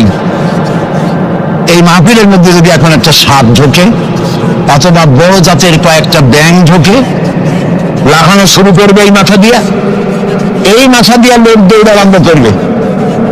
তারপর অন্তত সদরঘাট পর্যন্ত দৌড়ে গিয়ে জিজ্ঞেস করবে, ভাই আমরা দৌড়াই কেন? তো সামান্য ব্যাঙের সাথে পারি না, সামান্য সাপের সাথে পারি না, বললা ভীমরুলের সাথেও পারি না। আত্মরক্ষামূলক হাতিয়ার আমাদের কাছে দেওয়া হয় নাই। এরপরে এমনকি আমরা চোখেও ভালো করে দেখি না, চোখ দিয়েও আমরা দেখতে পাই না। আপনারা বলবেন তাহলে আমরা কি ভেলকি দেখি? না, ভেলকি দেখেন। আমাদেরকে দেখতে হলে আমরা আলোর সাহায্য দেখি, আলো না হলে আমরা দেখতেও পারি না। অমাবস্যার রাতে মানুষ নিজের শরীরও নিজে দেখতে পারে না। এই যে অবস্থা, এই যে দুর্বলতা, এই দুর্বল মানুষকেই পৃথিবীর সকল সবল প্রাণীর চাইতে আল্লাহ তাআলা শ্রেষ্ঠ করেছেন। শ্রেষ্ঠ কে? বলেন কে? কিসের দিক থেকে শ্রেষ্ঠ? জ্ঞান। জ্ঞান দিয়ে আল্লাহ মানুষকে শ্রেষ্ঠ করেছেন। সুতরাং জ্ঞান দিয়ে আপনি সব চিনবেন, আর আলোর পথ চিনবেন না, তা তো হতে পারে না। এই জন্য আপনি সব যেমন চেনেন, আলোর দিশাও আপনাকে পাইতে হবে। আপনার নেতা Karl Marx, Lenin, Mao Tsetung, Hegel, Darwin, Copernicus, Kepler, এরা আপনার নেতা হতে পারে না। আপনার আমার নেতা হবেন মুহাম্মদুর রাসূলুল্লাহ সাল্লাল্লাহু আলাইহি ওয়াসাল্লাম। আচ্ছা, ওনারা নেতা হবেন না কেন? সেটাও একটু ব্যাখ্যার দাবি রাখে। ওনারাও কিন্তু কষ্ট করেছেন, মার্কস, হেগেল, মাও সেতুং, এরা কষ্ট করেছেন, জেল খেটেছেন, বই লিখেছেন, মানবতার কল্যাণে এগুলি করেছেন। কিন্তু তাদের কথার কোনো মিল ছিল না, এক একজন এক এক ধরনের কথা বলেছেন, এবং তাদের কথা দিয়ে পৃথিবীর মানুষের জন্য কোনো স্থায়ী শান্তি প্রতিষ্ঠিত হয় নাই পৃথিবীর 1 ইঞ্চি জমিনের ওপারেও। এটা ঠিক কিনা? নবীদের কথায় আমাদের চলতে হবে, কারণ নবীদের কথার মধ্যে কোনো দরমিল হয় নাই। আদম আলাইহিস সালাম বলেছেন আল্লাহ এক, নূহ আলাইহিস সালাম বলেছেন বেশি হইতে পারে, নাউযুবিল্লাহ। ইব্রাহিম আলাইহিস সালাম বলেছেন আখিরাত আছে, আরেকজন নবী বলেছেন নাও থাকতে পারে। একজন নবী বলেছেন কবর আযাব হবে, আরেকজনে বলেন এটা একটা আমার চিন্তায় না থাকতেও পারে। এইরকম নবীদের কথার মধ্যে কোনো ব্যস্কম হয়েছে? বলেন হয়েছে? কেন হয় নাই? কারণ দার্শনিক, রাজনীতিবিদ, ওনাদের যে শ্রেণী, ওর থেকে নবীদের শ্রেণী সম্পূর্ণ স্বতন্ত্র, এবং 2 শ্রেণীর মাঝে গালফ অফ ডিফারেন্স। দার্শনিক এবং রাজনীতিবিদরা তারা কথা বলেন নিজস্ব মন মস্তিষ্ক প্রসূত জ্ঞান দিয়ে, আর নবীরা কথা বলেন আল্লাহর জ্ঞান দিয়ে। এই জন্য পৃথিবীতে যত নবী এসেছেন সমস্ত নবীদের স্লোগান ছিল একটা। কয়টা ছিল? আদম আলাইহিস সালাম থেকে নিয়ে শুরু করে মুহাম্মাদুর রাসূলুল্লাহ সাল্লাল্লাহু আলাইহি ওয়াসাল্লাম পর্যন্ত যত নবী আল্লাহ পৃথিবীতে পাঠিয়েছেন সমস্ত নবীদের স্লোগান একটাই ছিল, লা ইলাহা ইল্লাল্লাহু মুহাম্মাদুর রাসূলুল্লাহ। মুহাম্মদুর রাসূলুল্লাহ নবী করিম সাল্লাল্লাহু আলাইহি ওয়াসাল্লামের সময় হয়েছে, আর বাকি সমস্ত নবীর সময় স্লোগান একটাই ছিল, লা ইলাহা ইল্লাল্লাহ। কোনো ব্যস্কম নাই, সব নবীরা এক কথা বলেছেন। কারণ নবীরা যে কথা বলেছেন সমস্ত কথা আসছে একটা অফিস থেকে। কয়টা অফিস? এবার বলেন তো অফিসটার নাম কি? কার অফিস? আল্লাহর অফিস।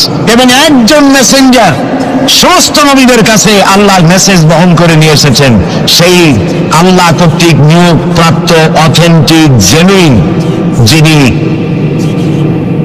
রাসূল ছিলেন, বার্তাবাহক ছিলেন, স্পেশাল মেসেঞ্জার ছিলেন, তার নাম কি? সুবহানাল্লাহ। পৃথিবীর সবচাইতে বেশি মর্যাদা এবং সব থেকে বেশি সুন্দর করে আল্লাহ তাআলা তাকে এই পৃথিবীতে পাঠিয়েছেন। তিনি যখন পৃথিবীতে আসবেন, পৃথিবীটা কি ছিল? চুরি, ডাকাতি, জিনা, ব্যভিচার, হত্যা, ধর্ষণে ভরপুর মরা জাতি। ওই যে বলেছিলাম মরা জাতি, এই মরা জাতিটারে কেমনে জিতে বানানো যায়, রাসূলুল্লাহ সেই চেষ্টা করলেন।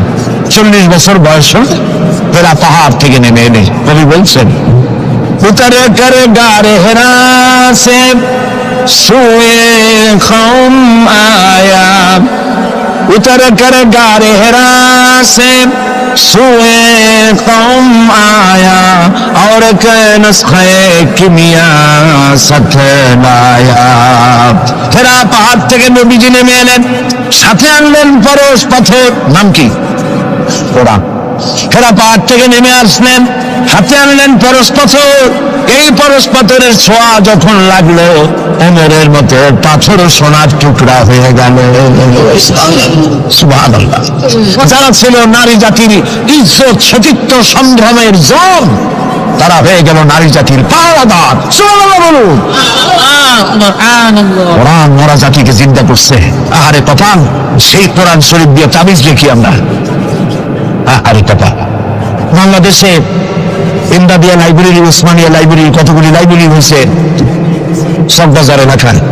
আমি তাদেরকে অনুরোধ করব, আপনারা এই আকামটা কখনো করবেন না। ভালো কাজটা করতেছেন, বইপত্র ছাপেন, কিন্তু কোরআন শরীফের মধ্যে আপনারা তাবিজ ঢুকাইছেন।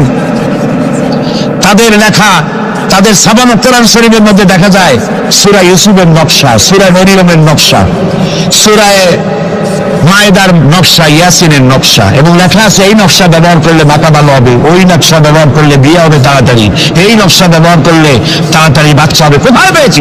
কোরআন শরীফ তাবিজের জন্য নাজিল হয় নাই, বিশ্বাস করুন মুসলমান। সুতরাং নকশা আঁকায়া কোরআন শরীফে ছাপানো আল্লাহর কালামের সাথে বেয়াদবি। যারা এই কাজটি করছেন আমি তাদেরকে অনুরোধ করি, আল্লাহর রাস্তায় এই কাজ বন্ধ করে দিন, আর তওবা করুন। কোথায় পেলেন? সূরার কতগুলি নকশা বানাইছেন? 577, 1372, 1940। এদিকে কেমনে হইল সূরা ফাতিহা? বিসমিল্লাহরে বানাইছে 786। এটা তো আপনারা সকলেই জানেন, ঠিক না?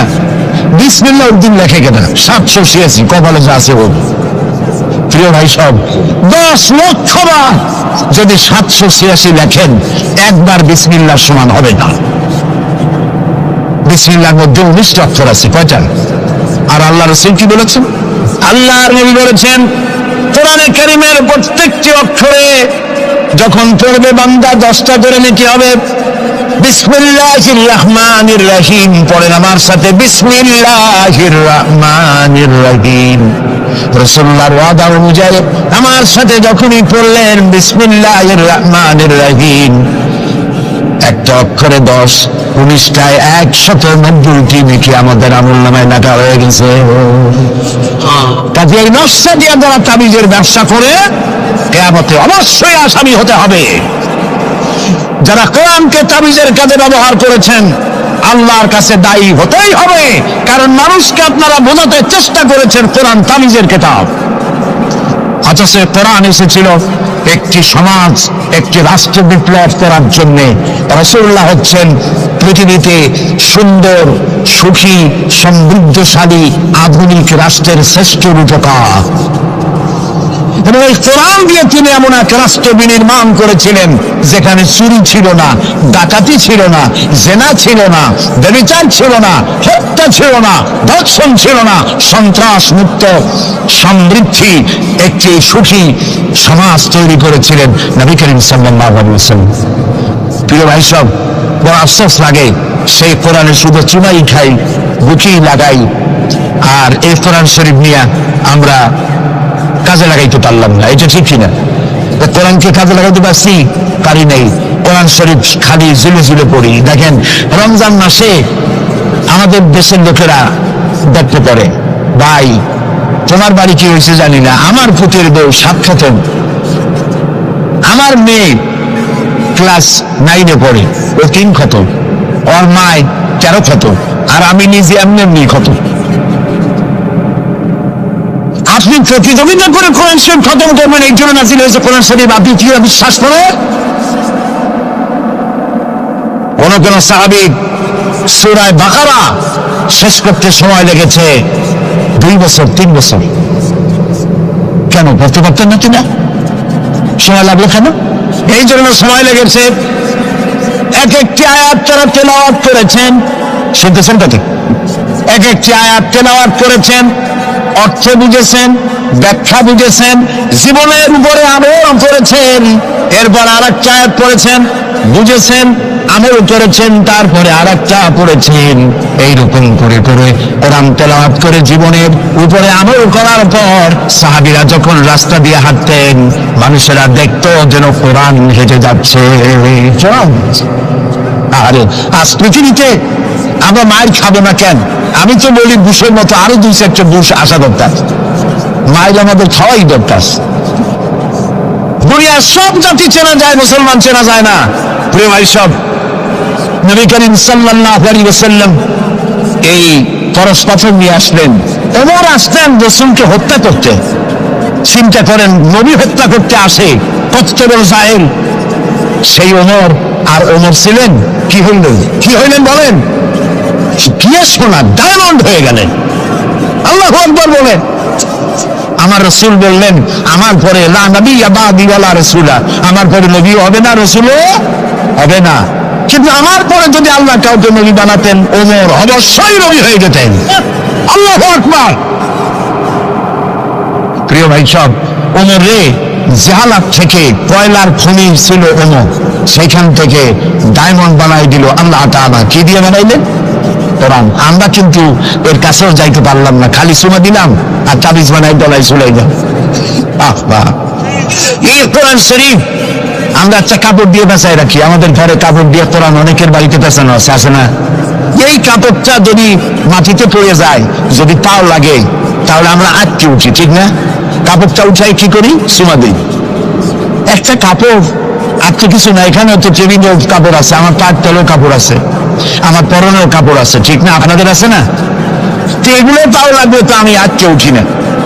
কোরআন শরীফের সাথে যে কাপড়টা ছিল ওটা পড়ে গেলে পাও লাগলে আটকে উঠি এবং অপরাধ বোধের সৃষ্টি হয়, ঠিক কিনা?